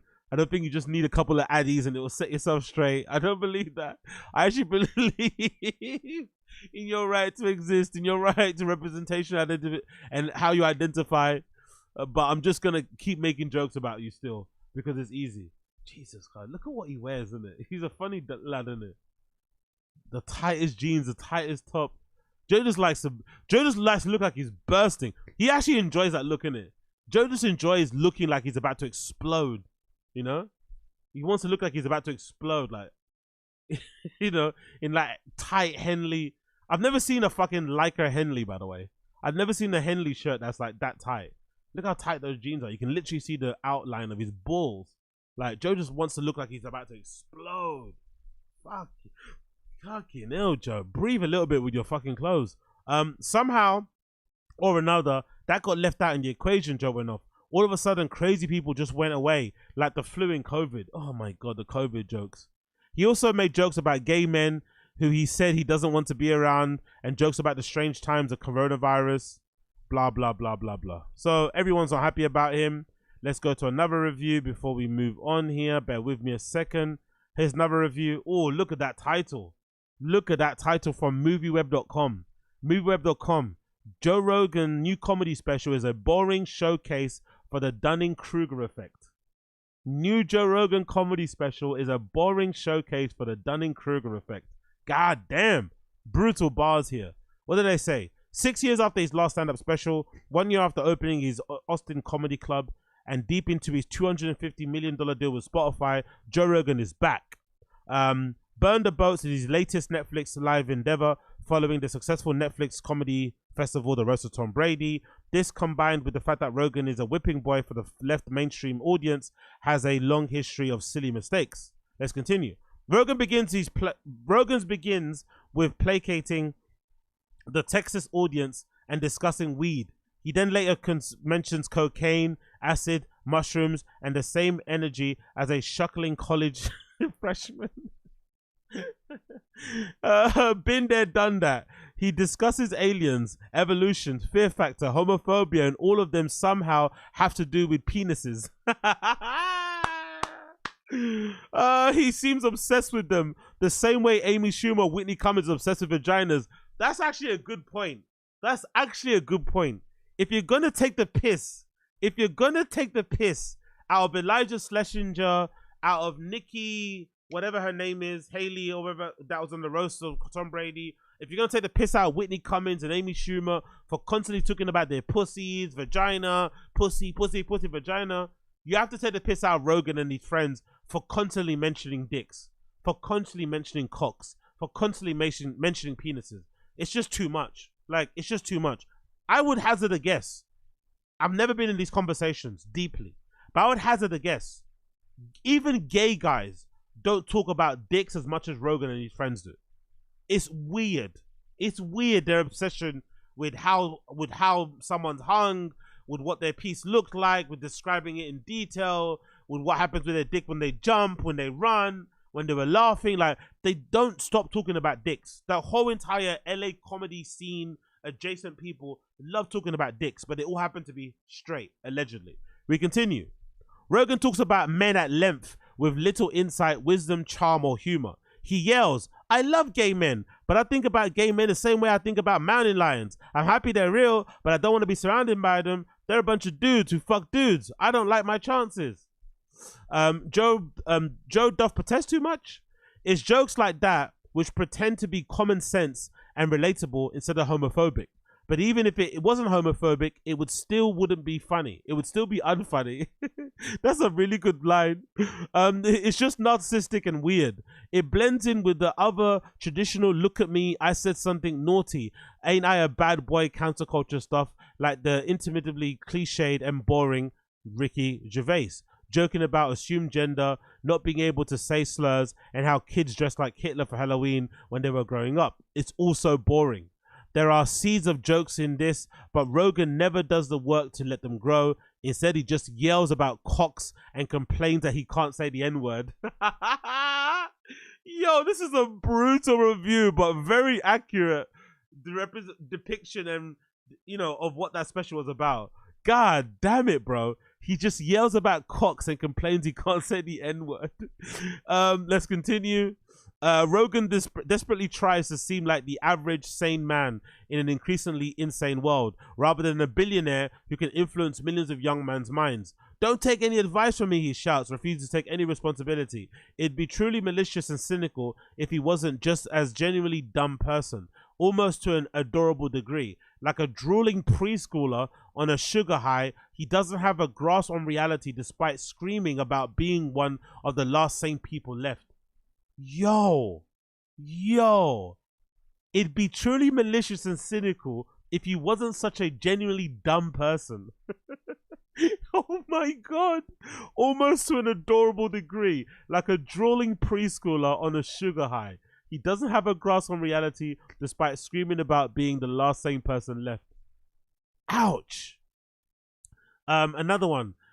He says, I get why young people have to want to be woke. I really do. Old people, man, they fucked up the world, man. No, let's try communism. I get it. You don't know any better. I get it. You're young. I get it. And also, people desperately want to be on a team. I get it. We're tribal, and there's only 2 teams in this country. There's a left and there's a right. You know, you don't want to be independent. Honestly, man, these like Rogan specials are just, it's just podcasting, isn't it? It's just live podcasting. Live podcasting without a desk and without chairs. I'm just thankful he didn't fuck the store. That's what I'm thankful about. That store didn't get abused. Let's continue. Like all of his many errors, he literally doesn't know that there have been more than registered independents than the left or right for many years, and it's at an all-time high. He doesn't know that the vast majority of young people don't want communism whatsoever. They're just fed up with the inequalities of capitalism, and the most extreme, some of them want democratic socialism. But Rogan's worldview was never been defined by the world, reality, logic, science, etc. It's been shaped by a long conversation with weirdos and comedians. So it's tragically ironic that Rogan says at one point, seemingly unaware of the Dunning-Kruger effect, I hate dumb people that are wrong and confident. Because Rogan is like that. The words of a man who's become a better joke than one he can tell. First as a tragedy, then as a farce. Joe Rogan Burned the Boats premiered on 20. Yo, this movie web person, whoever you are, you eviscerate Joe Rogan. That was a brutal review. Who's this person? Big up Matt Mahler. Matt Mahler, you absolutely eviscerate Rogan. Let's do one more, then we'll move on. One more. Let's go for Vulture. Let's see what Vulture had to say about Rogan. Vulture Rogan, courtesy of Kathy Van Arendonk. Let's see what Kathy Van Arendonk had to say about Rogan. Joe Rogan plays an unconvincing fool. In his new special, Burn the Boats, Joe Rogan imagines himself as a global court jester, a just having fun provocateur with a pert title. Did I do that? Approach to important issues of the day. It's a game of inescapable blamelessness. If he's right about all the stuff he's yelling about, then great. Hope you had a good time. If he's wrong, you're an idiot for listening to him, and whatever, it's just jokes. That's what all comedians do though, right? I guess all people find that kind of annoying, but that's what all comedians do. It's just like Tim Dillon is a master of it. What do I know? I don't know anything. I'm just talking. What do I know? I do it myself sometimes, right? So we all do it. It is what it is. Oh shit, am I a comedian? This is obviously an obnoxious approach to public commentary, but it's just as important in the context of Burn the Boats. It produced an underwhelming, exhausting, and lazily derivative hour of stand-up. God almighty, bro. The sentences they're using to describe Rogan are pretty brutal these days, right? God damn it. It produced an underwhelming, exhausting, and lazily derivative hour of stand-up. Ouch. There's such a thin veneer of society, Rogan tells the audience about 50 minutes into the hour. He has just explained to the crowd that a DNA test told him he had 57% more Neanderthal than his genetic makeup than most people. He's been thinking about how close we all are to cave people. That's why you have those thoughts, man. You know those thoughts you have where you're like, I can't believe I'm thinking that because I could never do that. he goes on to describe ideas that he's sure everyone has had all the time. Why not go down some Why not go mow down some scooters that are dodging around in traffic? What if you grab the cop's gun while he stands in line in front of you at Starbucks? I don't know why I was thinking that, he says after describing a fantasy about men murdering each other on the way to Mars, but he was thinking that, and he really just wants to say it aloud. That's actually a good point. That joke about the guys murdering each other on the way to Mars was insane. Oh my god. When people repeat back your jokes to you, it doesn't sound as funny. Rogan is outlining that he sees an universal human experience as a fundamental explanation for why society is designed the way it is. We're at the mercy of a violent cave people brains, he says, and the world needs homeowners associations and IRS payments to distract us from our basis self. Presumably, this is a compelling perspective about the world for much of the audience, but is mostly a way for him to paint a self-portrait. Throughout Burn the Boats, Rogan continually falls into what he describes as rabbit holes, stretches on gender, wokeness, trans people, conspiracy theories, evolution, and the difference between how men and women think about being gay. I'm not gonna lie, if more stand-up specials came with like summaries and descriptions about what they're about, you probably wouldn't watch them based on their description alone. If you heard that there was a special out there by Rogan that contained the following subjects: gender, wokeness, trans people, conspiracy theories, evolution, and the difference between how men and women think about being gay, you'd probably miss that, innit? You'd probably be like, you know what, I'll pass. I've heard him speak about this a million times, I'll pass. But he's not righteously mad or ideologically invested. He's just got all these thoughts in his head, a map of his own intrusive images, weird hung-ups and cultural taboos, and he just has to get them out. He's not sure if they're true or not, and he doesn't care either way. He doesn't think about what happens if millions of people that listen to him believe him, just as long as they laugh when he says it and he gets as much attention as possible. He's just doing his thing. He gets to pretend he's too dumb to be held responsible, and he also gets to wink at how dumb we all are for taking him seriously. Oh, that's a very, very astute and accurate observation of Rogan. But I think all comedians are a bit like this, to be honest. That is interesting. That is interesting. When they're saying something insightful and smart, they want to have people the credit for it. When they say something that might lead people to do some crazy shit, they don't take responsibility for it. I'm just a comedian, man. I'm just talking, man. I'm just an idiot, man. It's like, you can't have it both ways. It continues. Rogan's aware of his enormous reach. The Joe Rogan Experience is the most popular. They listen to number blah, blah, blah. Still, the message in Burn the Boats is that everyone should just be chill about this. It's boring that he should have to be careful about what he says just because he's enormously influential. Here's my advice, man. Don't take my advice, he says. He quotes gets taken out of context because people take things that I say drunk and high as fuck and they put them in quotes. Don't take his advice about COVID, he says. Don't listen to him about vaccines. Don't pay attention to anything he says that happens to sound racist because he swears he isn't. Joe Rogan's giving out dangerous vaccine information, he says, mimicking his detractors. Fuck, did I? He says. I might have, but at the same time, if you're getting a vaccine advice from me, is it really my fault? He kind of has a point. He kind of has a point. He kind of has a point. It is. And Rogan seems to know it. Because compared to other topics, he only briefly touches on the big acting vaccine claims. He's also made endlessly about over the years, framing them as jokes or open questions rather than hard, fast truths. Okay, you get the point. You get the point. Vulture doesn't like him too. So everyone's destroying Rogan. No one likes Rogan. Everybody thinks he's fucking terrible. But what say you? What say you? Cool. Let's move on. Let's do some Fire and the Kid clips. Fire and the Kid clips. Fighter and the Kid clips. So, episode numero 1015. Let's go with that one. That's the latest one I just dropped, right? 1015. Let's go with some episode clips on that one, and then we can move on, okay? If you're enjoying what you're seeing and seeing what you're liking, please make sure you like the stream down below, please. Like the stream down below.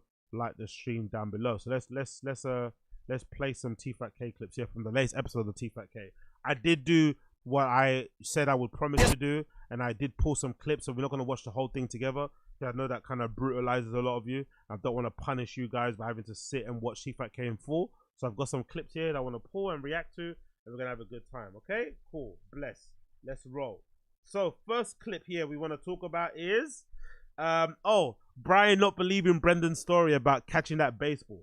This is a funny one. So it seems like Brendan is kind of walking back that story. He told that story on the Schaub show about going to a baseball game with his kids, and he allegedly was paying attention to one other kid with his head down, and then the ball came into the stands that he said he made it seem like it was a ball that the batter kind of hit into the stands, and while he was not paying attention, his kids screamed, "Dad!" and then he reached up his hand and grabbed the ball with one hand without even looking.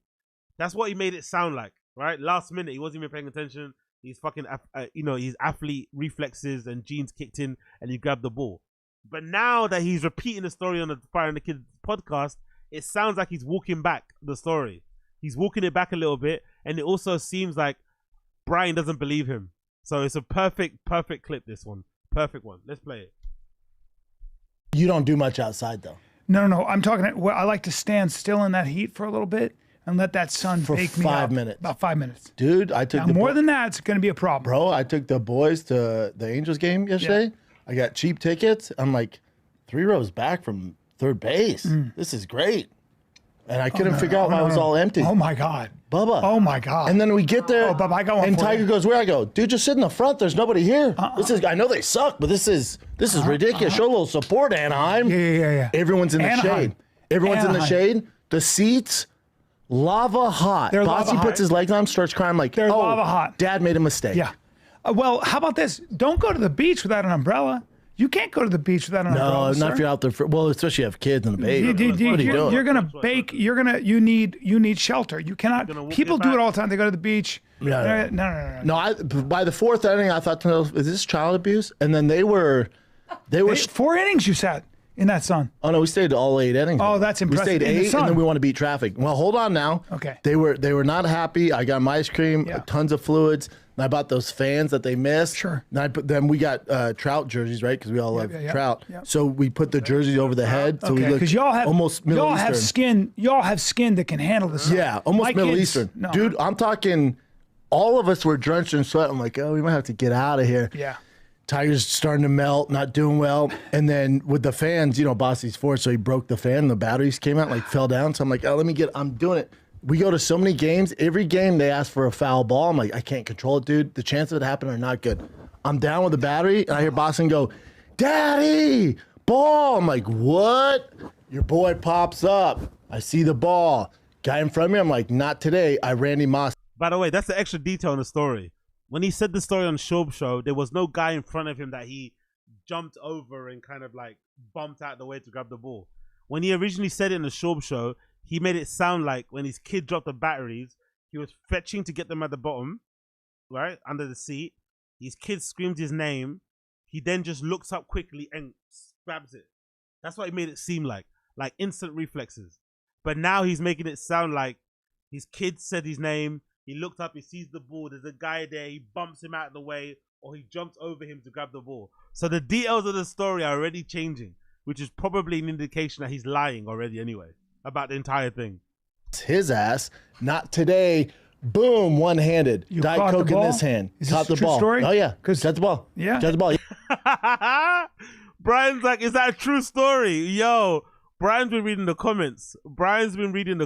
Is that a true story? Are you sure? Yeah. Now, here's the thing. Yeah, I caught it one-handed. Now, are you lying to me?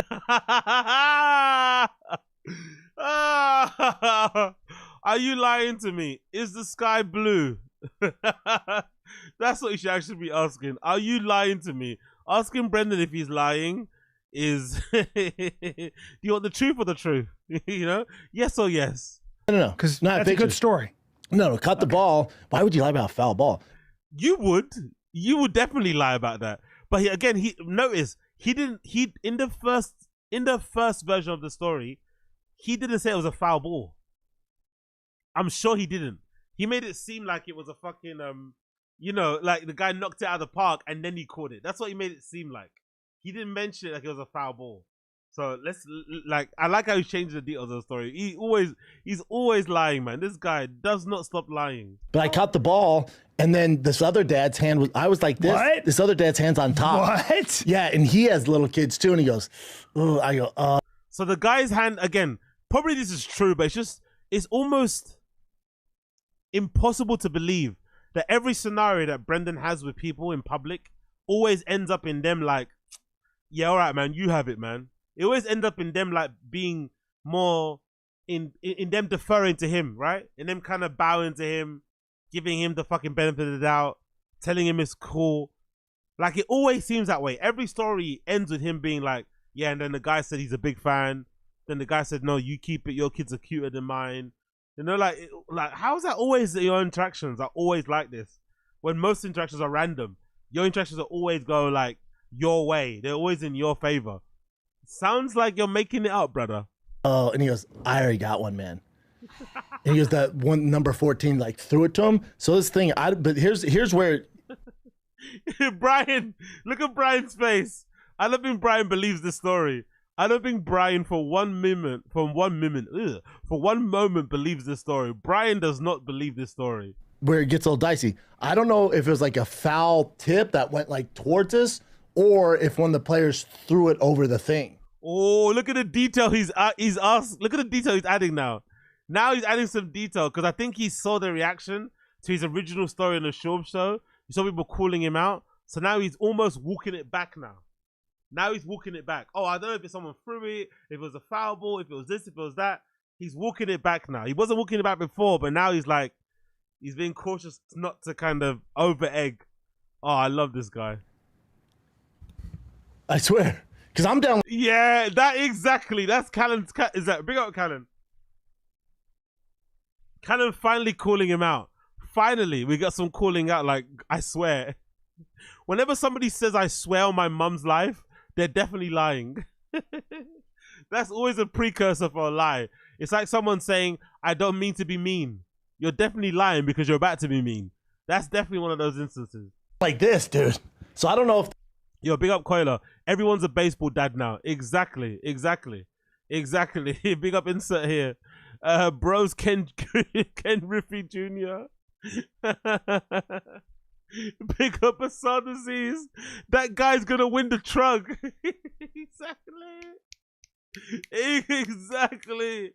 That guy's gonna win the truck. Oh, big up Mr. Bob. Choked out the other dad who was a Hell's Angel, but turned out that thick boy bought Rogan. Turned out the guy was a fan. He's also the CEO of like TRX Trucks or something. They threw it up, or if it was a foul ball. Yeah. I'm serious. Yeah. I don't know. Yeah, I know you a long time. About 13 years. Yeah, at least. And you can tell. I can always. Probably longer than that. Yeah, and then all of a sudden you start telling me about Randy Moss and running. I'm like, and now well, you know what Randy Moss is, right? I know who Randy Moss is. But the kids say you mossed him because the dad's down there, and I go over him like this. I got you, bro. Like this. Yeah, I got you. Like this. And then this big fat mom was like, not today. And I was like, no. Boom. And she goes, Biden. I went, no, Trump 2024. That part I believe. That's the part I believe. Yeah. The other part's. And then another ball came out and went, no, boss, I need two. Yeah. Goo. Yeah. But no, I did catch one ball. I don't believe it at all. This is a complete lie. And it's a weird thing to lie. Like, surely when you have kids, you stop lying. Maybe you lie to your kids, but you don't lie to other people about stuff you did with your kids.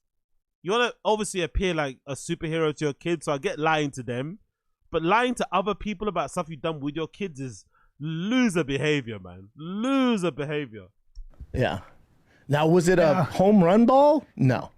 And was it? He made it exactly. See, he made it sound like it was a home run ball, though. If you listen to the story originally, on the Schaub show, he made it sound like it was a home run ball. The cheeky mofo. He made it sound like it was a home run ball. I swear to God, he did. Oh my God! Let me see if I can actually get it to show you. But I swear to God, on the fucking Schaub show, he made it sound like it was a home run ball. Let me see if I got it here. There we go. Schaub show 397. I think it was around, It works, dude. But also as a business, I think it was around 5 minutes, right? 5 minutes, I think. Let's see. Around the 5-minute mark, he speaks about it. Let's see. There it goes. 5 minutes. There. Cool. He kind of says it like he kind of insinuated it was a home run ball. Let's see. Or was that, or did I misremember it? weather basically. So they're hydrated, whatever, and with the fans. And Boss, you know, he's 4, dude. He drops the batteries in it. So I'm on the ground looking for batteries. We've been to so many MLB games. Every game, like, Dad, catch a foul ball. Dad, make sure you catch a foul ball. I'm like, dude, it's tough, man. They don't come this way a lot. And then I'm down, like, looking for the batteries because Bossy dropped them to the next seat underneath. I'm so sorry. I'm, like, grabbing underneath some dude's seat. I'm like, I'm just trying to get this battery.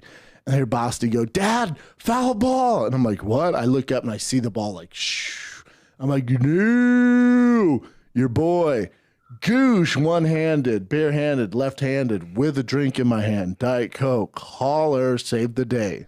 So somehow, in the midst of him looking for batteries under his seat for his kid's toy, he also catches a ball one-handed without paying attention to the ball. Like, come on, bro. Come on. Come on, man. It's all a lie. It's all a big lie. And I don't know why he's lying. It's such a dumb thing to lie about. Like, it doesn't make any sense. But he's definitely lying. And was it hit? Could have just been thrown. Could have been thrown from the player. Maybe that dad didn't actually have. No, I swear to God, yeah. I bet if the guy's here, he'll reach out to me. Yeah. Well, if the guy's here, he'll reach out to me.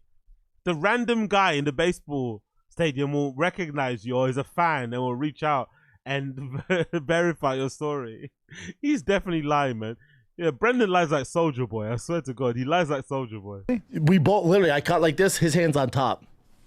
Yeah. Yeah.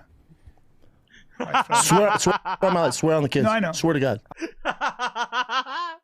Swear on my life, swear on the kids. He's feeling the pressure. This nigga lies too much, man. He's feeling the pressure. Swear on my life, swear on the kids. I swear. Whatever you say, brother. Whatever you fucking say. Next one. He lies so much in it. This has to be yeah, exactly.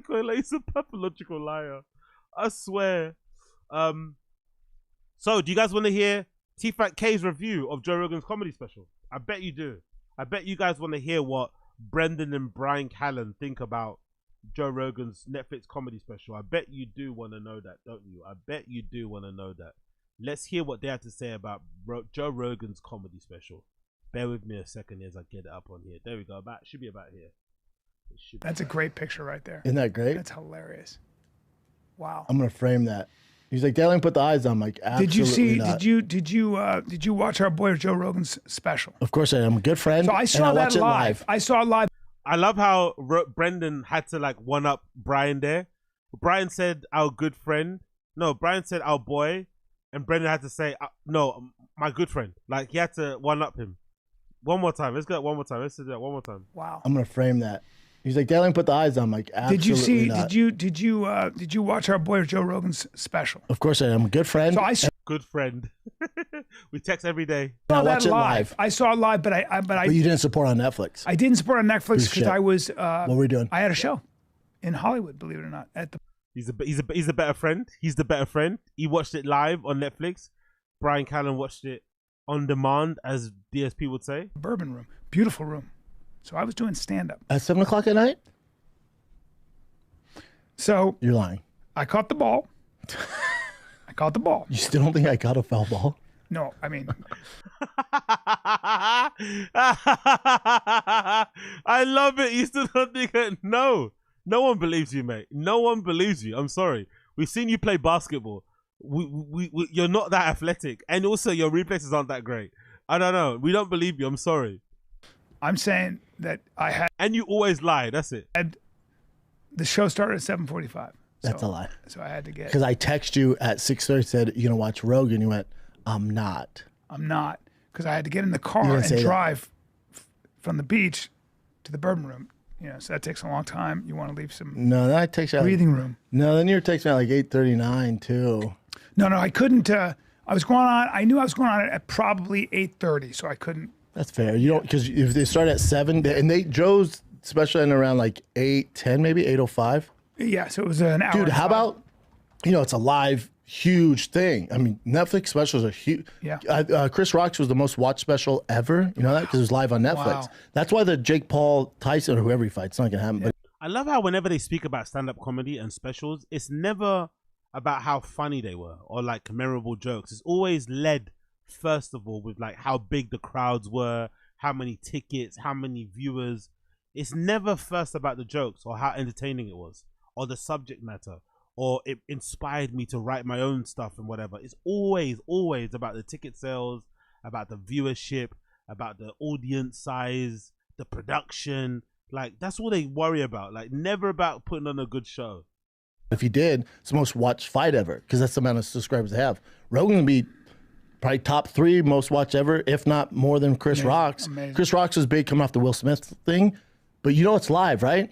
You're a Joe Rogan fan. You buy tickets in San Antonio to his live show. Yeah. This bitch in the front row starts chatting. And he goes, what? Wait till you see it. I bet they cut it out now, because you can only watch the one you're watching now is not the live. By the way, listen to Brendan's description. Listen to Brendan's description of what happened during the Netflix stand-up special, the live thing that Rogan did. Listen to how Brendan describes Rogan interacting with a heckler. And then I'll play you the clip of what actually happened. This is proof that Brendan lies a lot and also is a horrible storyteller. He just watched this thing the other day and look how he just fumbles his way through the story and what happened. Let me play it from the start again so you can listen to what he says, but I'll show you the actual clip of what actually happened and you'll see it. It'll be very different from what he says.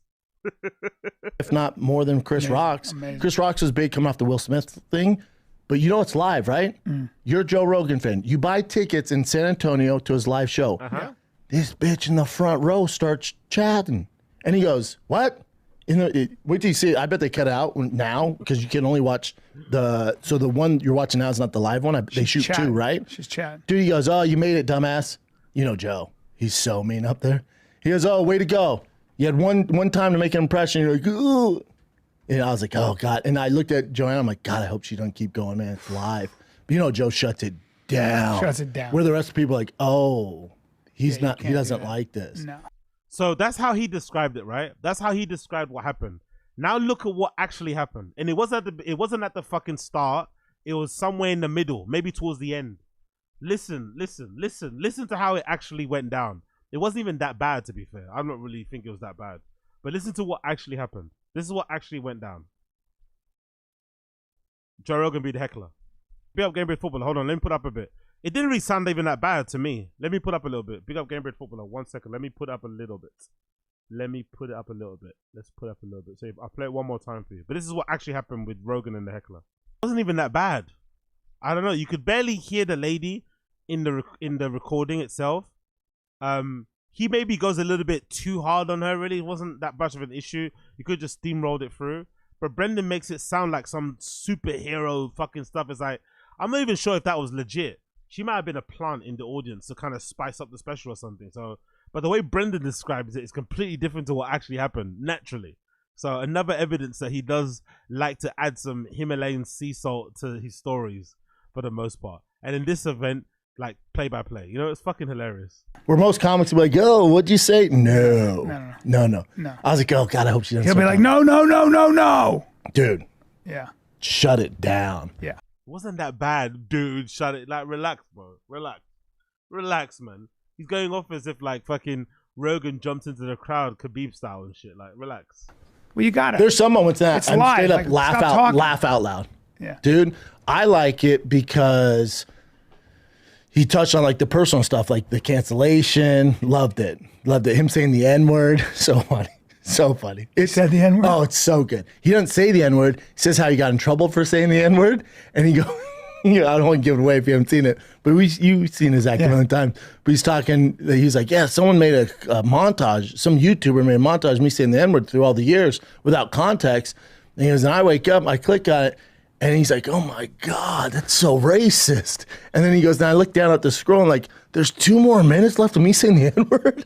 He's like, oh fuck, this looks terrible. obviously, Brendan loved it. He's genuinely laughing. He's recalling what he heard. He's reciting his favorite jokes, and he's giggling. Brendan loved it because it's his level of stand-up. A lot of people have said on the Fire and the Kids subreddit, on my stream, on my Patreon, a lot of people are saying this, that having watched Joe Rogan's new comedy special, Burn the Boats, a lot of people are coming away with a conclusion that maybe Brendan Schaub is of the same level, if not better. Yo, big up Wingus McDingus. Yeah. Bean cheese, bean cheese, bean cheese, bean cheese, bean cheese, bean cheese, bean cheese, bean cheese, bean cheese, bean cheese, bean cheese, bean cheese. Long time. Big up Wingus. Appreciate you. My arm. Big up. But yeah, a lot of people are saying that Brendan actually might be better at stand-up than Rogan. So it's no surprise that Brendan finds Rogan hilarious because they've got the same level of humor, the same sense of humor. They find the same things funny. It's no surprise they were so close for a long time. But Brendan fucking loved it, clearly. It was so good, man. That's good. It's so good. Yeah. And then he was talking about the word retard, and people are like, oh, they go, oh, you're fine with saying retard, but not the N-word? He goes, yeah, because I'm way more scared of black people than the retards. Brendan laughing at Rogan's jokes like he's fucking, Eddie Murphy and shit is fucking hilarious. He loves Rogan. Rogan is his Chappelle. Rogan is his Dave Chappelle, man. Look at him. He's loving it, reciting the joke.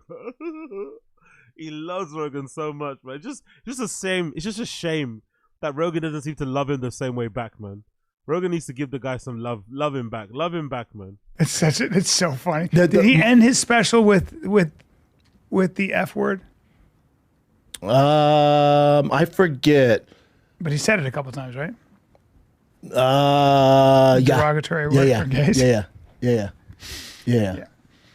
I like how Brian had to explicitly say the F word, what it means, because he knew that Brendan couldn't work it out. He was trying to think what the F word was. So Brian had to chip in there. Derogatory word for gays. Brendan was struggling to figure out what the F word was. F. It was spelling out in his head. One more time. He was struggling. Than the retards. It's so funny. Did he end his special with the F word?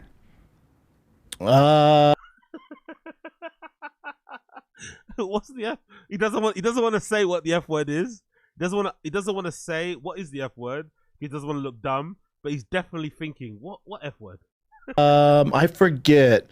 But he said it a couple times, right? Derogatory word for gays. Yeah. And then what I saw, and of course the woke is going all. I loved. Of course, people taking out of context. That's okay. New York Post was like. I don't think anyone's taking it out of context. I think most people are just saying it's boring, the subject matter, and they find it funny. Honestly, I've seen a lot of people, especially people who are within the LGBTQ community, basically saying that they're just tired of the jokes. They're not even funny. Like, if you're going to take the piss out of us, at least make it funny. That's what they're basically saying. I think they said the same thing about Dave Chappelle with all the trans jokes. Like, he's just being mean after a while. It's just not even being funny. And I think that people are saying the same about Rogan, because Rogan, at least with Dave Chappelle, you only get those opinions from him via his specials. Rogan beats you over the head with his worldviews and his opinions on his podcast, right? Most popular pod out there. You're going to hear it at one point. And then he goes on stage and repeats the same talking points and gives you the same viewpoints on fucking stage. It's like, oh, give us a break, bro. Give us a break. Rogan gets on stage, says Michelle Obama has a dick and doesn't believe in vaccines. Or it's a stand-up special, you idiots. Yeah, well, the far left. That's a headline? Is about as humorless as it gets. So the left in general. Yeah. That's fine. That's fine. But when I woke up and saw all. The left in general. It's a culture war. It's left v right. I don't think so. I think it's just funny v not funny. All that, all the left, freaking out. I'm like, oh, this special is going to be massive. Yeah, massive. So that's how you judge a special. How many people can you upset? That's what specials are about, upsetting people, not about being funny. Honestly, this new breed of stand-up comedians are the worst, isn't it? All they want to do is just piss people off and then get annoyed when people get pissed off. So they want to piss people off, but then they get upset when they get cancelled. It's like, bro, you're playing with fire, no? Aren't you? Kinda? Massive. Yeah, it was great. I think he had Tony Hinchcliffe and Ron White open for him. I wish they would show the openers too. Hell yeah. How dope would that be on a special? Granted, you only have that hour. You only have an hour. Airtime, but if plus they don't want cool to to push they don't it. want to be. They don't want to race their jokes because they're working on a special. Oh, legit point. Yeah. But I'm sure they could come up with 15 minutes each. They could burn. But it'd be kind of cool. For everybody, you want to do the best you can do, you know. And sometimes. But if you have a 15 hot. But sometimes when you're working on I'm saying hour, 15 hot for just for that. If Rogan 6 months out or a year out goes, Tony, Ron, Netflix is down to give me an hour and a half. I'm only going to do an hour. Those other 15 come up with 15 hot minutes just for this. Yeah. They could do it easily. Yeah, they could do it easily. Easily. They could do it easily. That'd be dope. Hell yeah. Not that those two need more fame, but I'm just saying it'd be dope. Yep. Yeah, Rogan crushed it. So as you can tell, Brendan and Brian Callen absolutely loved Joe Rogan's new Netflix special. They loved it. They absolutely loved it. He could do no wrong in their eyes. Rogan is the best. Rogan is the greatest. I wanted to ask him what shoes he was wearing. He's wearing these white dad shoes, and he has big feet for a small guy. His foot's like this, Giant, dude. yeah. I don't even think Rogan has big feet. I just think he purposely wears really big shoes because he's got a complex about how small he is. So he wants to appear more manly by having really big feet, by wearing really big shoes or shoes bigger than what he needs. That's my theory. I'm very, there's no fucking evidence there, but I just don't believe somebody that short could have like size 12 feet. This doesn't make sense. So most likely he has smaller feet, but he wears bigger shoes because he wants to appear like, he doesn't want anyone to think he's got a small dick, basically. Giant feet, man. And they almost look Velcro. Well, his shirt was very pumpkin-y. Tangerine. That was a bold choice. I'm gonna wear a tangerine shirt.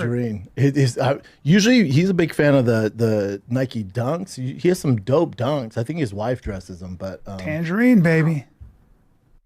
I like how he's not. There's a lot of like little quips he's saying here. I'd love to ask him that he's not lying as much as he did in the past about speaking to Rogan every day. He's saying a lot, I think, assumptions, isn't it? He's not being very certain with Rogan anymore. So you can tell maybe they don't actually speak as much as they did. In the past, he'd be like, yeah, I speak to him every day. I was just speaking to him today, actually. We're on the phone. He's like, yeah, I think his wife dresses him. I would love to have asked him about his shoes. It's like, oh, he's on the outside looking in. Look at that. I like the tangerine, mix it up. Who got him to wear that? That's amazing. I want to know what kicks he was rocking, though. You see the dad shoes? Oh, yeah. Very Seinfeld-ish. Yeah, well, yeah. Just white tennis sneakers. Like, there's white, basic, low-top sneakers. I don't know why he's so, like, bothered or concerned by this. Seinfeld rocks those. Yeah. He always wears. Good. He likes to wear things that don't bring attention to his body. Correct. Because he's muscular, If he's muscular, and he wants a. I don't understand why he does that. By the way, we all know he's got tattoos. We all know he's muscular. Like, you're not hiding anything. We can see what you look like. We can get a general idea of your body shape based on the clothes that you're wearing, or even from the looking on the outside in of clothes you're wearing. So it doesn't do much. I don't understand this whole idea about wearing sleeveless, long sleeve shirts to cover the tats. It's really strange. Anyway, it's what it almost feels like. I mentioned in the Patreon episode, it almost feels like there's a shield between you and him. It's like he's trying to hide behind this thing. It's like, bro, just wear a t-shirt. Like, it's not a big deal. Hide his tattoos. Yeah. No, he crushed it, man. He looks great. And also, you're not really saying anything that, that insightful, right? Or that necessary, or that needing of that much concentration, where people have to only focus on the words coming. It's like, bro, let's relax. Absolutely crushed it. Looks great there. I can't wait to watch it. Can't wait. Joe Rogan plays dumb in his Netflix special, The New York Times. Oh, yeah. Then you got some of the woke left being like, if anybody thought that special was funny, you're only supporting it because you want to be on a show. It's like, oh, God. That's kind of right, though. They're kind of right. Because objectively, it was very unfunny. So if you are going out of your way to say it's funny, either you have terrible sense of humor or you're sucking him off because you want to be on the show, which is understandable. Understandable. I think if I was Rogan's friend, I'd do the same thing too. I'd be fucking in line, waiting to fucking get on my knees to give a bit of sloppy toppy and say the special was amazing. I understand, but let's not act like that's not a thing. It definitely is a thing, dude. Let's take a little. Anyway, let's skip away from the ads, and the last bit before we continue here. Bear with me a second. One more bit of the Rogan bit, then we'll continue. /fighter. That's O'ReillyAuto.com/fighter. Whatever. Another comics talking shit. I'm like, this Really? way, Other comics are talking shit? What? Comics do that? Weird. They're not supportive. Oh, look at Brendan, doing a little callback to his time being a stand-up comedian and how much hassle he used to get from other stand-ups. He doesn't forget. He never forgets. It's great. That's hilarious. Heavy lies the crown when you Joe, Well, you're doing your job. You're supposed to be disturbing. You're supposed to shake the boat. You're supposed to shake things up as a comic, as if you're in the business of satire and comedy. So, not really. Aren't you meant to tell funny jokes on stage? Isn't that what you're meant to do as a stand-up comedian? When did it become like, oh, I'm gonna be like a true speaker. I'm gonna shake things up. I'm gonna say uncomfortable. Like, isn't your main occupation to be funny? Isn't that the main thing you should be concerned about? How can I make even the most serious subjects, even the most taboo subjects, funny? It shouldn't be about, oh, I want to be controversial. I want to upset people. I want to stir debate. It's like, huh? And I don't know, even if that is the case, even if there is the case that comedy is about making people uncomfortable, maybe nowadays, considering how awful and how tragic and how sad and depressing the world is now, right? With the wars and the occupations and the fucking subjugations and the abuse and the rapes and the murders and everything else happening on the outside, maybe it could be argued that nowadays, more than ever, comedy needs to be fun. It needs to be a form of escapism.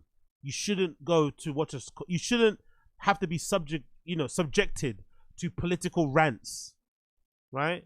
And societal fucking opinions when you go and watch fucking stand-up comedy. It should be a time for you to just escape from the everyday world. But they don't. They keep reminding you about politics and everything else in between, all the culture war stuff. Like, nah, man, just be funny, please. God bless. Dude, when he's talking about Alex Jones, he goes, Alex is right on a lot of things. Was way off on that one thing. And he goes, but he's right on a lot of things, completely off on that one thing, though. It's funny. I can't wait to watch. Probably the most controversial, not controversial, just, again, a comic being silly, said Michelle Obama has a dick. Hilarious. That's the strangest. And then he puts 3 things out. He put 3 like flat earth and this other stuff. He goes, I don't believe it. He goes, I believe those other things. I don't think we went to the moon. I don't believe in, the he said after COVID-19. Like, I don't know if we went. And then he goes, but the one thing I don't believe is Michelle Obama has a dick. Yeah. It's funny. You went hard in the paint, man. Yeah, you should. Make some waves. You should. Hard in the paint makes some waves. That's the mark of a good special. Got to. What you don't want to do is have someone, you don't want to shoot a special and nobody talks about it. That's right. You don't ruffle any feathers. It's not good. No. That's why he quit stand-up, and that's why he doesn't do stand-up anymore. You have to at least have a mix, though. Even if I'm not right, at least have a mix. If you're going to ruffle feathers, at least do it in a funny way. Is that really too much to ask? If you're going to be the ruffler of feathers, if you're going to try and upset the status quo, if you're going to try and shake things up, right? If you're going to try and be an agent provocateur, at least be funny. That's all we ask. No more, no less. Just be funny, motherfucker. It's not good. You want to go hard. Gotta go hard in the paint. Yeah. Yep. Gotta go hard. Anyway, you get the gist. They fucking loved it. This is an interesting clip. Listen to this. This is kind of sad and depressing. I'm not going to lie. This is kind of sad and depressing. Brian and Brendan talk about how much they hate driving around Hollywood. And if you know about Brian's situation, you'll know why he hates it. That makes sense. Yeah, and exaggerate. And he's going to exaggerate his beliefs that ruffle your feathers. That stuff. I love it. It'd be a great place to put a show on periodically. I think Sam does. Does he? He used to. Yeah, maybe. It's a really Before he's doing Comedy Chaos at the store, I know he was there. Just getting, going to Hollywood Boulevard. I hate Hollywood so much. It's tough. Well, I bet we know why, innit, right? All those graping allegations and shit, right? That cancellation hit man hard. You know what I mean? Like, I get why you do. And it's understandable in some sense. Even if he's guilty of his crimes, which he likely is, especially if you've watched a lot of T-Fat-K, you'll know how he acts, how he speaks about women and shit, and the things that he said in the past. A lot of the accusations levied against him sound very believable. But I could also, in a weird way, sympathize with him, because if you're actually involved in Hollywood, you also must know where other people's bodies are buried. So you know the skeletons they have in their closet, and you're like, hold on, I'm getting cancelled for what I'm getting cancelled for, but people are celebrating and lauding this person who's done 10 times worse than I've done.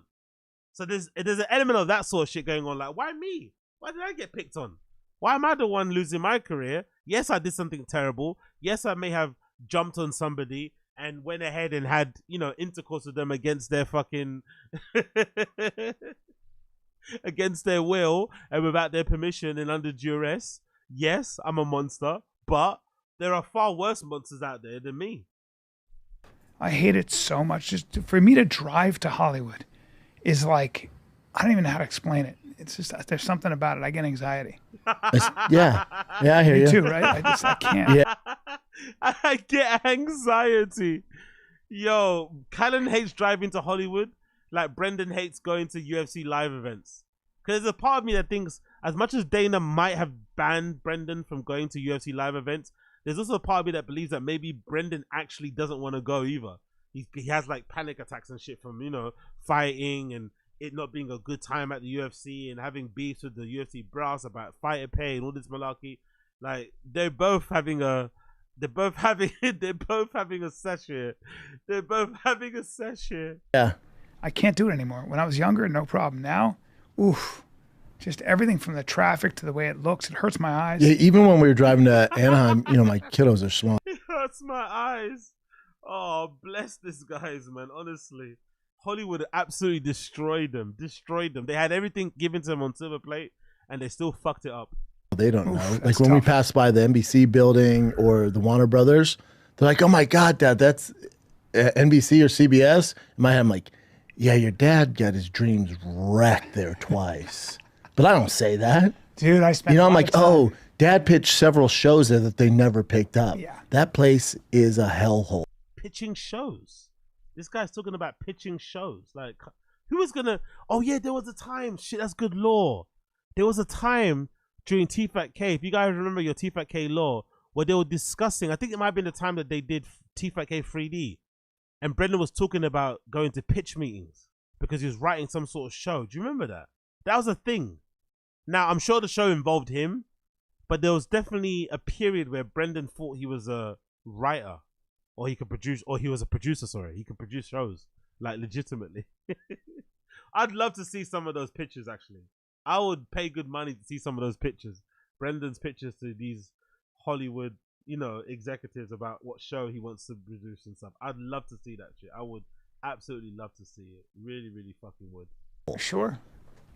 And Bugs Bunny doesn't live in that fucking tower. The number of times I've spent... There's no Animaniacs, you little bitches. I've shot shows there. I've auditioned for shows. For the 30 years I was in LA, so many things I've done there. It's just like... Yeah. He's absolutely hurt. He's so many things I've done. He hurts. He hates LA.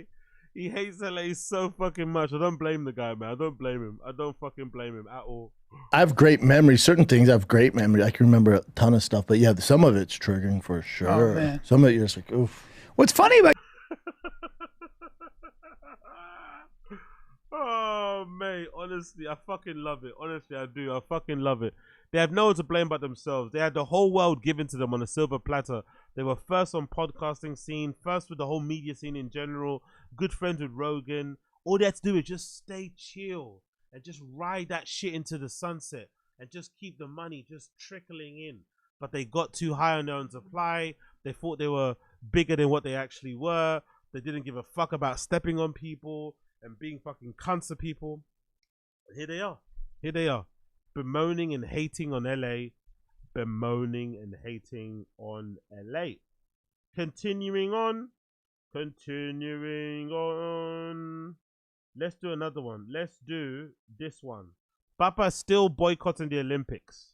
Essentially, Brendan hates the Olympics. Let's see Brendan's thoughts on the Olympics. I'm curious to see what Brendan thinks about the Olympics and why he's boycotting them.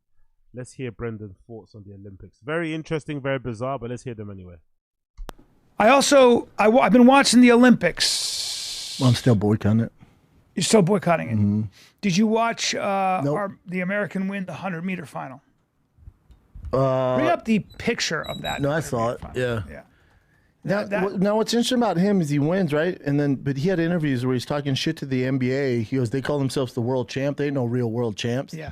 Let me educate you, dumbass. So they are world champs because it's a worldwide sport. It's a worldwide sport. He's a silly goose, though. If you actually hear him talk, he's pretty humble. No, I heard him talk. Yeah, I saw the clip, saw the interview. Here's how. Wow, unnecessarily spicy and mean and obnoxious. Like, why are you being such a cunt for, bro? Chill. The NBA works. It's not just for Americans. It's a worldwide sport. It just so happens to be that organization is in America. Yes.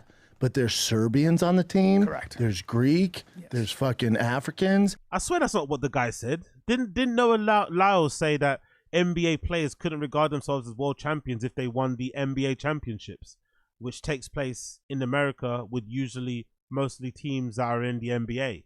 If you're going to be called world champions, the NBA champ, you'd have to have a version of the NBA championship that was almost like the Champions League. That's when you could call yourself technically world champions. That's what you're trying to argue. It's pretty easy to understand. Why is he acting as if like he said some other thing? Huh? Because the NBA has people from all around the world playing there, that means this covers the world. It's like, so there aren't good players not playing in the NBA. Is that what he's trying to say? All the good players are only in the NBA. If you're not playing in the NBA, you're not a good player. You don't count. There's no good teams in that. What? There's all sorts of people from all over the world. The reason you don't see more is because they're not the best. Right. So if you win the NBA championship, you're a world champion. It's the exact same thing. Not really. Not really. You're an NBA champion, not a world champion. You're an NBA champion. I know it's semantics, but you're an NBA champion, not a world champion. Let's be real. Let's actually, you know what? I actually want to see. Can I find this clip of what he said? I actually want to replay what he actually said, because I'm sure he's butchering it. What did this Noah Lyles actually say?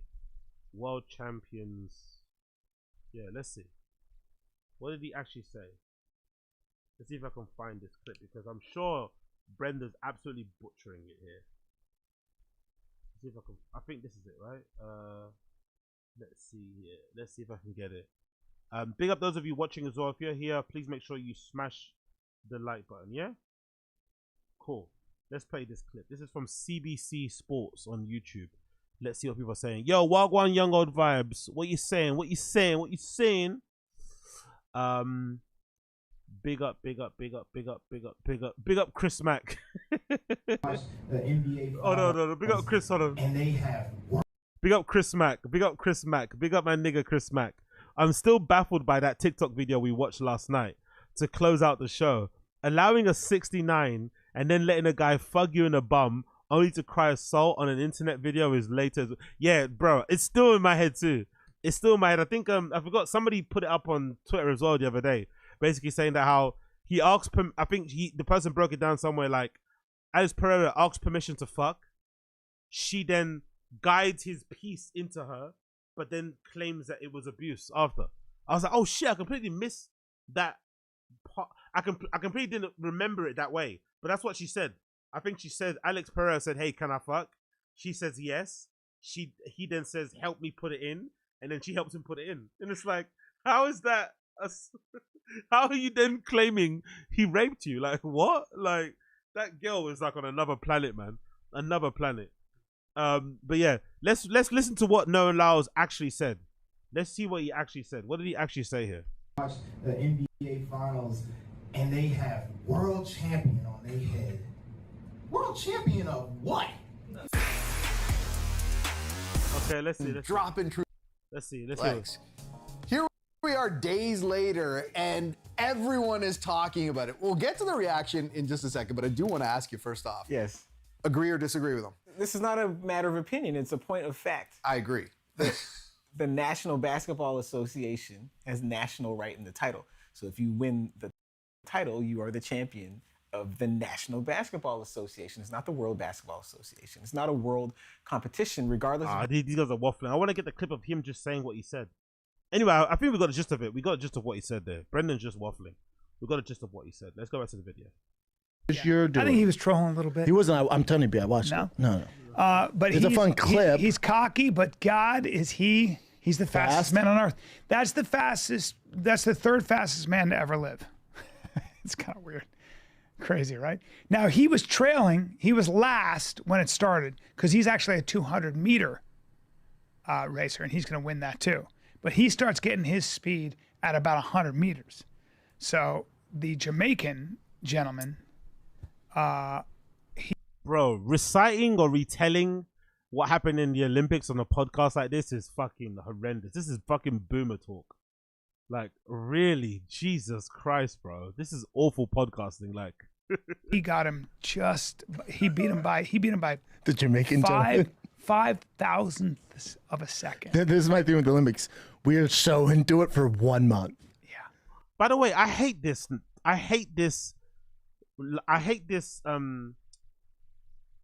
line of debate or pushback and shit. Everyone's kind of running with, oh, you only care about the Olympics once a year. You know, it's like, bro, like, let people enjoy things, number one. And number two, like, just because you don't see it and because you don't follow it, doesn't mean some people aren't following it. I know some people watch track and field stuff outside of just the Olympics. They watch regionals, they go to attend races themselves, they follow certain Instagram profiles and pages and shit. It's just weird that he has this hate boner for people that are enjoying the Olympics because he thinks their enthusiasm and their, you know, zeal for it is fake. And it's like, bro, like, why can't people enjoy things when they're on, and then when they're not on, not enjoy them, but be very invested when they're on? Because why not? It's quite cool. And it's quite fun to watch the Olympics because usually a lot of the sports don't go that far. They're not that long. Do you know what I mean? You get to see people competing at the highest levels for like, what, less than fucking 10 seconds. And every work that they've done, every race they've entered, every sacrifice they've made is down to 10 seconds of a race against 6 other guys who also want to win it. That's quite an compelling reason to watch something. But people like him always like, oh yeah, shitting on the Olympics. Like, why are you shitting on the Olympics for? Why, like, if you're into sports, why wouldn't you like the Olympics? It's a weird.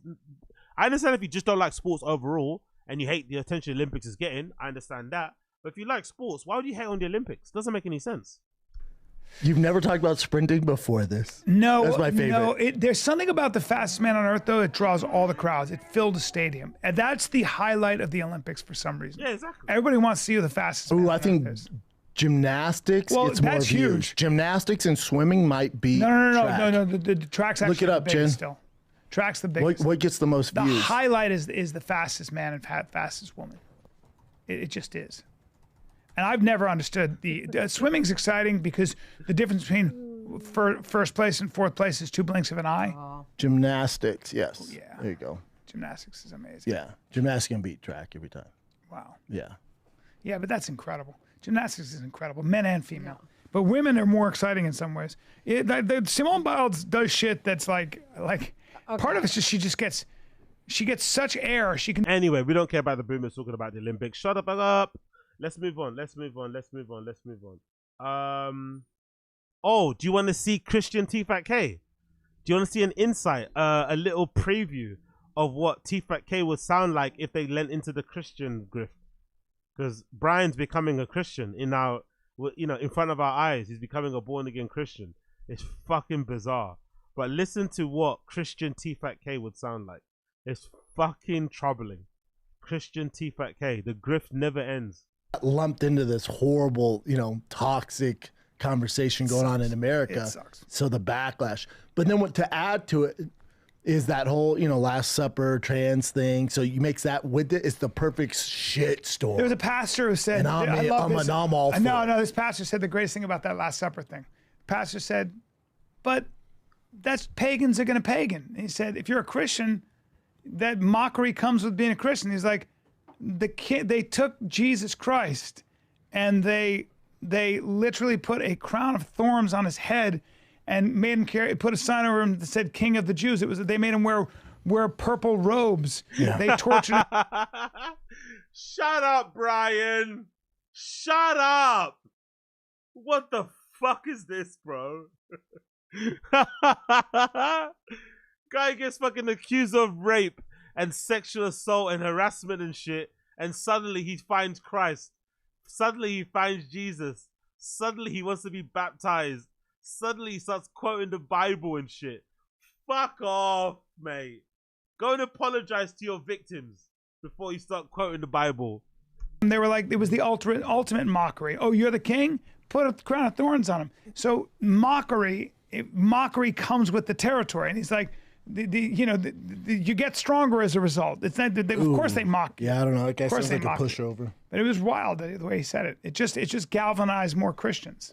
Yeah, I don't know. What were you gonna say? You do that to any other religion, and they're setting that fucking place on fire. Galvanize more Christians. Christians like, it's just what they do. No, Christians pray for you, forgive you, and love is the answer. Jesus Christ. What the fuck is going on? What the fuck is going on? Brian becoming a born-again Christian is not on my bingo card for this year, bro, but I guess we're here. And that's why it endures. That's why it's so strong. Well, that's why they keep doing it. But it's also why it endures. No matter what you do. No matter what you do, it seems to endure. They take Jesus Christ, put him up on a cross, mock him, kill him, torture him, and what happens? He becomes a martyr, and an entire religion is born. So Sure. That's the strength of Christianity. Turn the other cheek. Turn the other cheek. Love your enemy. Do you love your accusers? Huh? Do you love Whitney Cummings? Huh? Love your enemies, bro. This guy, man, so full of shit. Pray for your enemy. Holy fuck. That's radical. That's a radical and powerful. Brendan definitely not going to play for his enemies. Brendan's not praying for Unique. Brendan's definitely not praying for Unique. Fuck Unique. He's not praying for Unique at all. Powerful thing to do.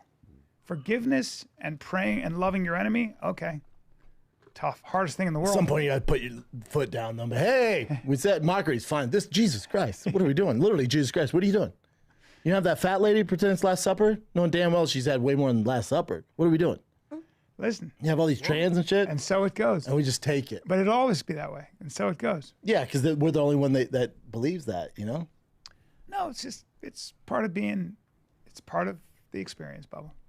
Yeah. What can you do? I mean, there's not much you can do. Well, what it did is it caused a lot of Christians to go into the street and sing and galvanize. Jesus Christ, what the fuck is going on here? Just a whole bunch of Christians. That'll fix it. But in a way, it's go to the streets and sing. It's an act of defiance and much stronger. And societies that do that over societies that blow themselves up seem to be doing better, don't they? You know what I'm saying? So. Yeah, I don't know. Argument. You can make that argument. Anyways, that's your taste of what you'd expect to hear if they lent into the Christian grift, if they started doing Bible readings or reading scriptures from the Bible, if they started to have sermons or something, right? During the show. This is what you'd get. This is what you'd get during T-Fat-K. Absolutely diabolical, man. Diabolical. He says that. I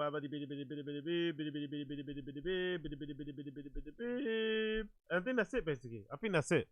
I think that might be it. Nothing else to pull from there. Oh, there's also this one. Too close to home for Rinks. This is 129.35. Let's go there. Too close to home. Let's see. I think this is a topic they spoke about on the fucking roundup thing. Let's see. Too close. Let's see what this is saying. Kurkers. I write them down as curs in my notes. That's why. Did you want to do this or no? I liked how Chin's asking permission. Is Chin asking permission whether or not they should talk about this subject, which is the Hawk Tuah girl on Bill Maher show? Bill Maher creeped out the Hawk Tuah girl. He was being a little bit too, he was being a little bit too presumptuous and a little bit too free with his horn, and he was freaking out Hawk Tuah girl. So Chin asked them, hey, do you guys want to talk about this? Is he saying that because Brian is Bill Maher, right? Or is he just saying it because, they're running out of time? I don't know. But it's interesting. He said, hey, guys, you want to talk about this or should we leave it? Current events? Current events. Current events. Kurkers. I write them down as curs in my notes. That's why. Did you want to do this or no? This one, what? You called him Pawpaw?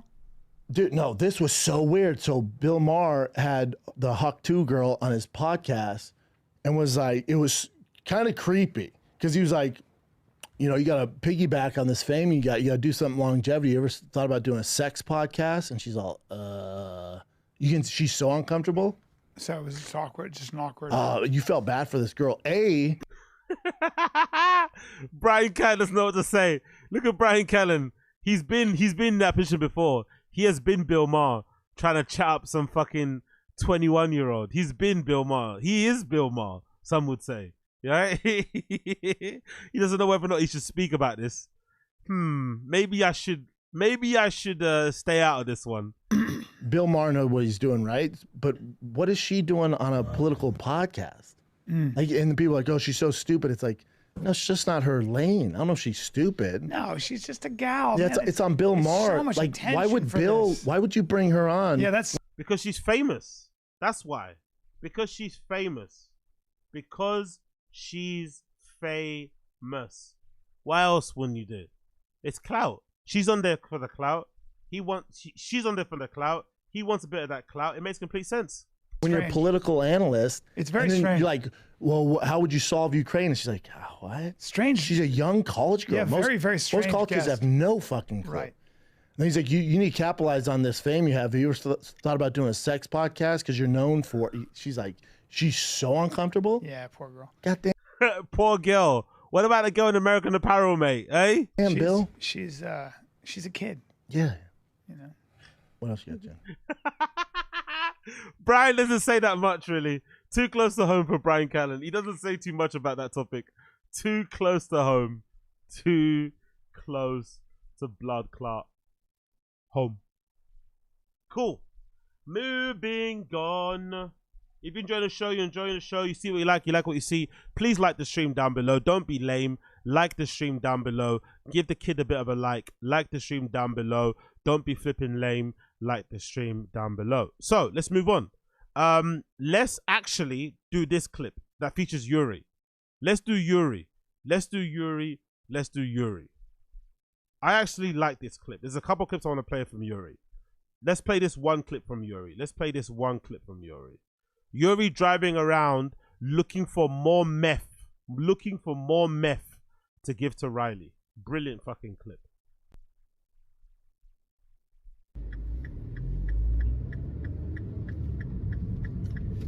Meth, meth, meth, meth, meth, meth, meth, meth, meth, meth, meth, meth. You think I could find a fucking meth salesman here? Y'all got meth? Let's ask. Methany?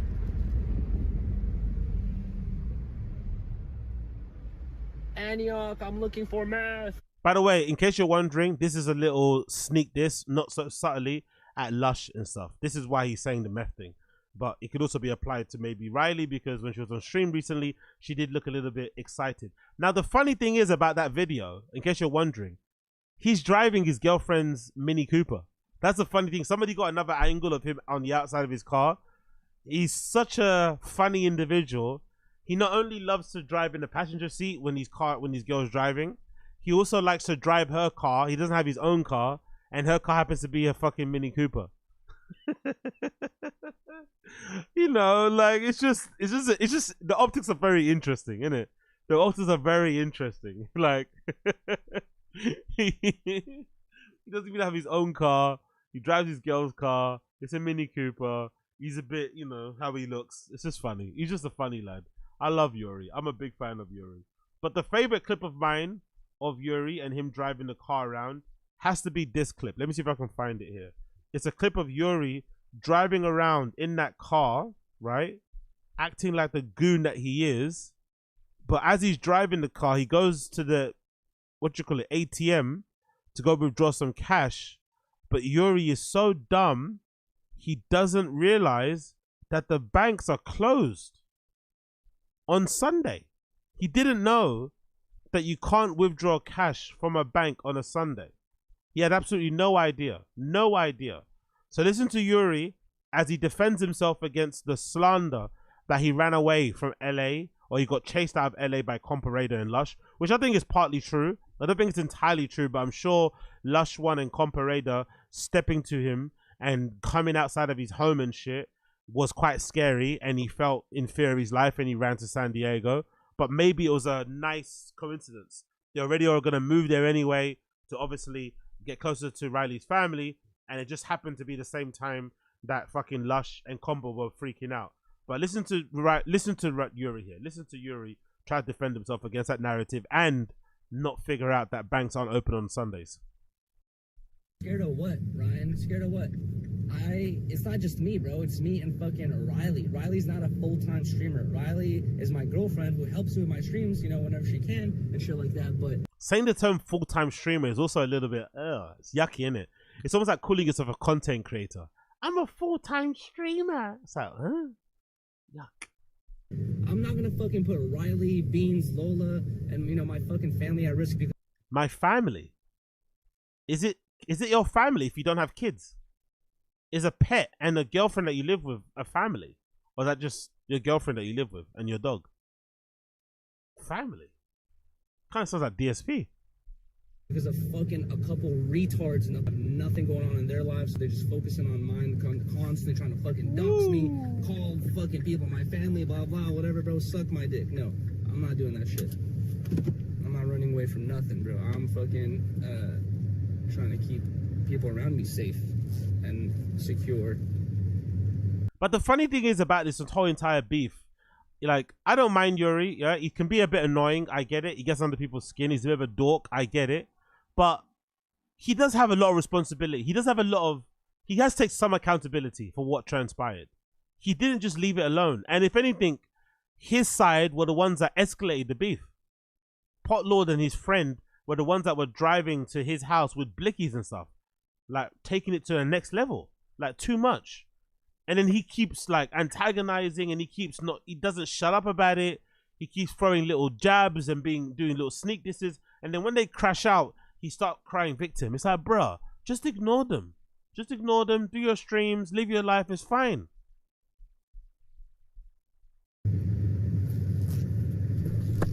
I hate that question. Oh, dude, what the fuck? Ow, twist your goddamn nipples, bitch. Sorry, Chad, I'm not trying to be all angry and stuff, but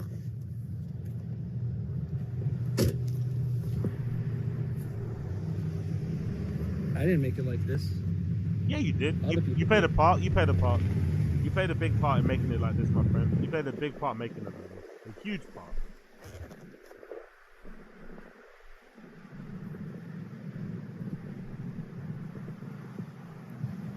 Look, a nice dead air. Carry that blicky. Well, you know, you see, I'm not gonna carry a fucking handgun with me everywhere I fucking go, but like. Now he's talking about carrying a handgun. If there's anybody that shouldn't be carrying a handgun, it's probably Yuri. With how emotional and how unstable and how prone to anger he is, he probably shouldn't be carrying around a fucking gun. Especially when he has no ability to kind of temper himself and shit. No ability to kind of down-regulate himself and shit. No ability to have any level of accountability. Probably don't carry the gun around with you. And if you need to carry a gun around with you, maybe you have to kind of look into the mirror and see, what have you done wrong? What are you doing that got you to the point where you have to carry a gun? Like I said, people who want to be funny and pull up to the crib, that's a whole different story.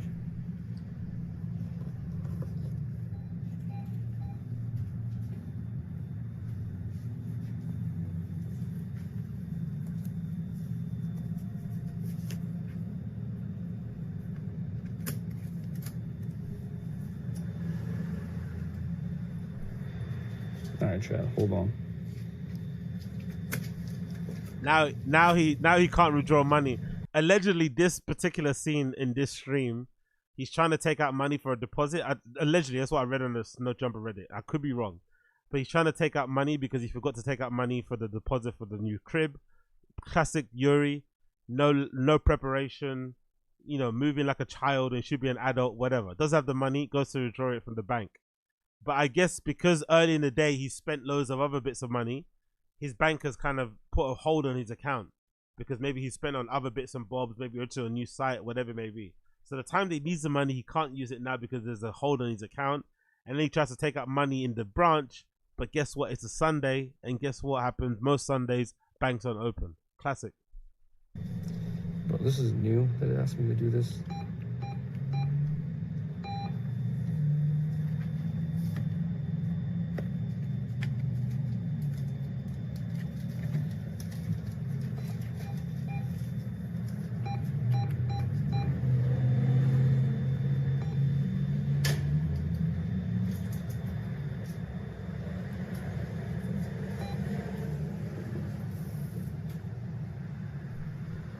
Here we go. Here we go.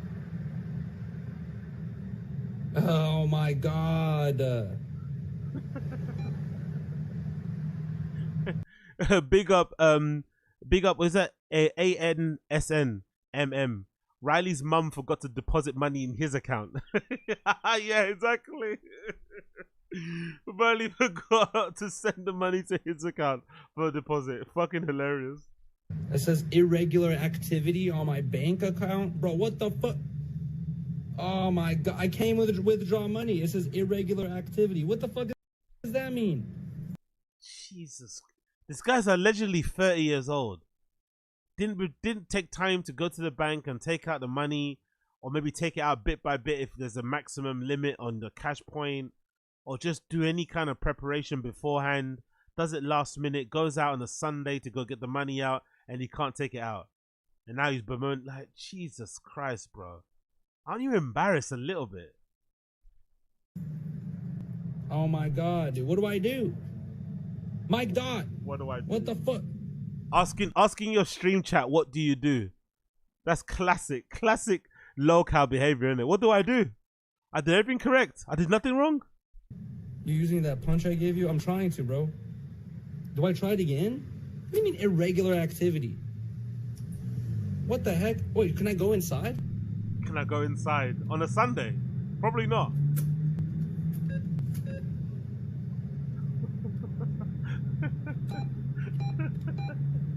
He's so dumb.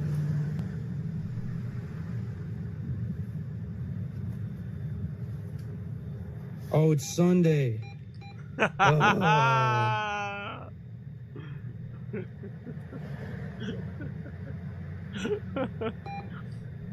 trying it again. Bro, it says, due to irregular activity. How do I fix this? For assistance, please call the number, blah, blah, notification on the back of your debit card. Oh my God!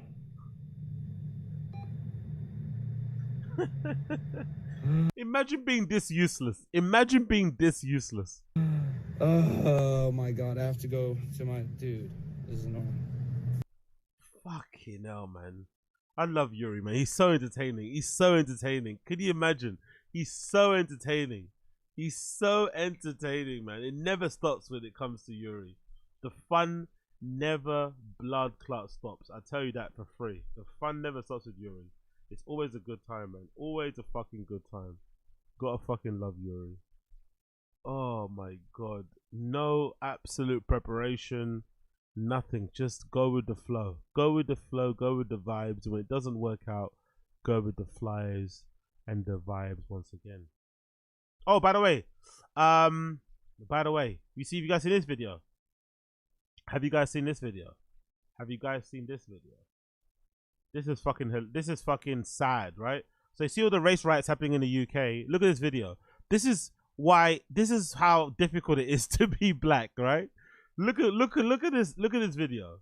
This guy gets rushed by a bunch of white people, right? A bunch of skinheads, right? A bunch of EDO guys, a bunch of racists.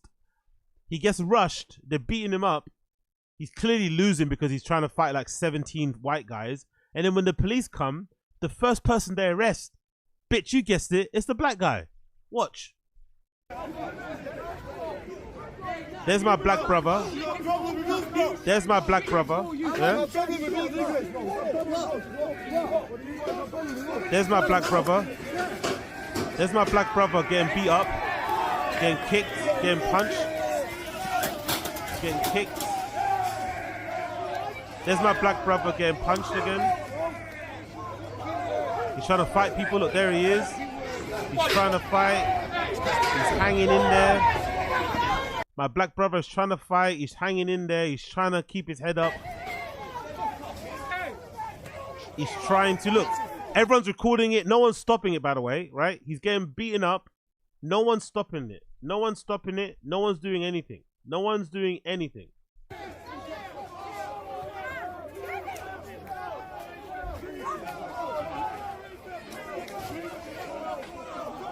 He's getting beaten up. Look. Now he's chasing somebody. Now look. Look at that. You see? Look at the first person they catch. The black guy was getting beaten up by a bunch of white dudes for like a good minute and a half. His eyes are already swollen. He's bloodied. He's all fucking disheveled. And look at the first person they aggressively grabbed to restrain. The black guy that was getting rushed by a bunch of white people. Crazy, isn't it? Exactly. It's 30 against 1. And he is the first one to get arrested. The first one to get reprimanded. The first one to get held. Classic, man. Classic. This has happened to us so often. This happens so often. It's just hilarious when you see it happening in HD like this. Look at. Look, he's getting punched and kicked. Look, this guy's kicking him again, and the police are still holding the black guy down. They're not trying to stop this white guy from kicking him. They're still holding the black dude down. Honestly, fucking hell. Police are fucking useless. Around the globe, exactly. It's all the same. It's all the same. It's all the same. Look. He's getting kicked. No one's stopping the white guy. Still the black guy.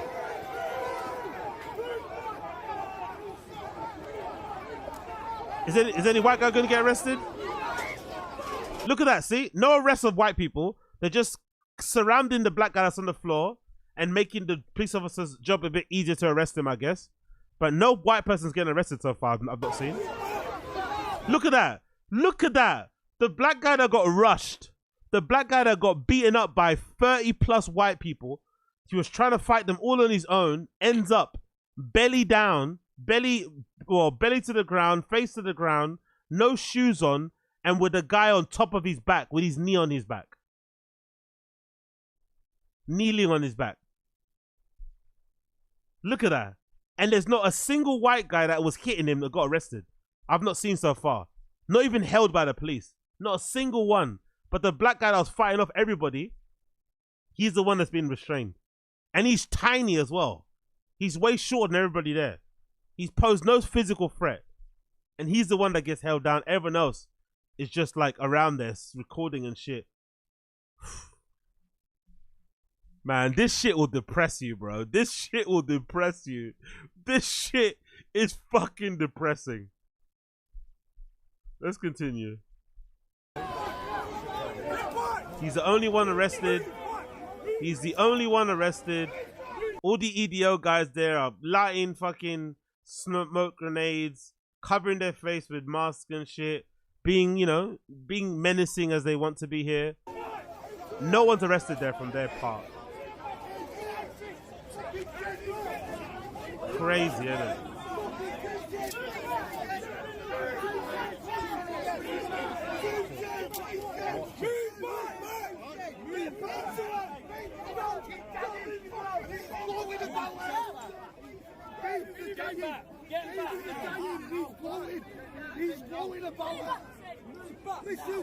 Still no arrest, by the way.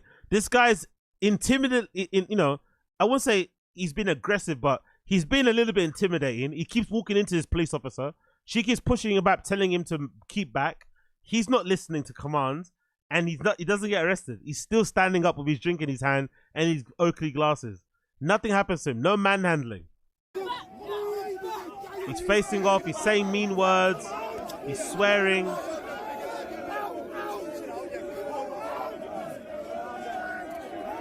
Look, the black guy's not arrested now. He's standing up now. But he's got no shoes on. He's surrounded by the police, and his assailants are somewhere in the wind. They beat him up on camera. They kicked him. They chased him, they punched him, probably spat on him, said loads of crazy shit to him, and the police didn't arrest a single person there. They just restrained and kind of detained him on the ground with their knee on with a knee on his back. Classic shit. Look, are they arresting him now? They're arresting him. His jumper's ripped. His eyes are bloodied, and now he's getting arrested. Fucking diabolical, man. Absolutely diabolical. But welcome to England. Welcome to England. Anyone want to come to England? Anyone want to come to England? Are you curious? You want to hang out, eh? You guys want to hang out? You guys want to be friends? Who wants to come to England? You want to come England? You want to have some fun? Oh my God, man. Oh my God. Who wants to come to England? Who wants to have some fun, huh? Who wants to have some fun in England? Fucking hell, man. Fuck them. Fuck those people. What can you do? What can you do? Moving on. I think that might be it, you know. I'm going to come back later because I need to go to the gymnasium and pump some weights. So I'm going to have to leave you for now, I think. I don't think there's anything more I want to talk about right now. Let me see. Big up TDHLFC. That isn't what it's like though, is it, AZ? Of course, not all the time. Of course not. This is just a specific time. You know I'm only being silly. It's not always like this all the time. It's not always like this all the time. We were all one nation and really bubbly and in a good mood just a couple of weeks ago when the fucking Euros was on, right? We were all united underneath the fucking England flag. And now look at the contrast. Fucking wild, isn't it? We were all cheering for England just the other day. And now look at us. It's fucking wild how quickly things can change. Like, fucking hell, man. Honestly, fucking crazy. But yeah, people, I'm gonna leave now because I need to go to the gymnasium and work out and pump out and all that malarkey. So, thank you for tuning in to the to the random show. Sorry. I'm gonna be back later. I'll probably gonna do a Taz. I have to do a couple of Tazes in between. So, but there'll be another random show probably later as well for the chin stuff. But thank you for hanging out. Appreciate all of you guys so much. So we're gonna do chin later. So I'm gonna do Taz. Big up Game Break Football. I'm gonna do Taz for the next stream, and then do another random show.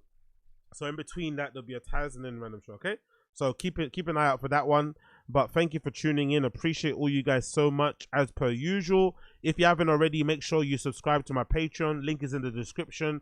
Patreon.com/Agostino. You'll see my reaction and my review for Joe Rogan's new comedy special called Burn the Boats. If you want a full play-by-play review of that, you can watch it with me. Watch it along on the fucking Patreon. Subscribe via the Patreon link down below. Thank you for chilling. Enjoy yourselves. Have a good time. Discord links also in the description if you want to check it out as well. And I'll see you guys again in a few hours. But for now, take care. Be safe. And peace out, my friends. Peace out.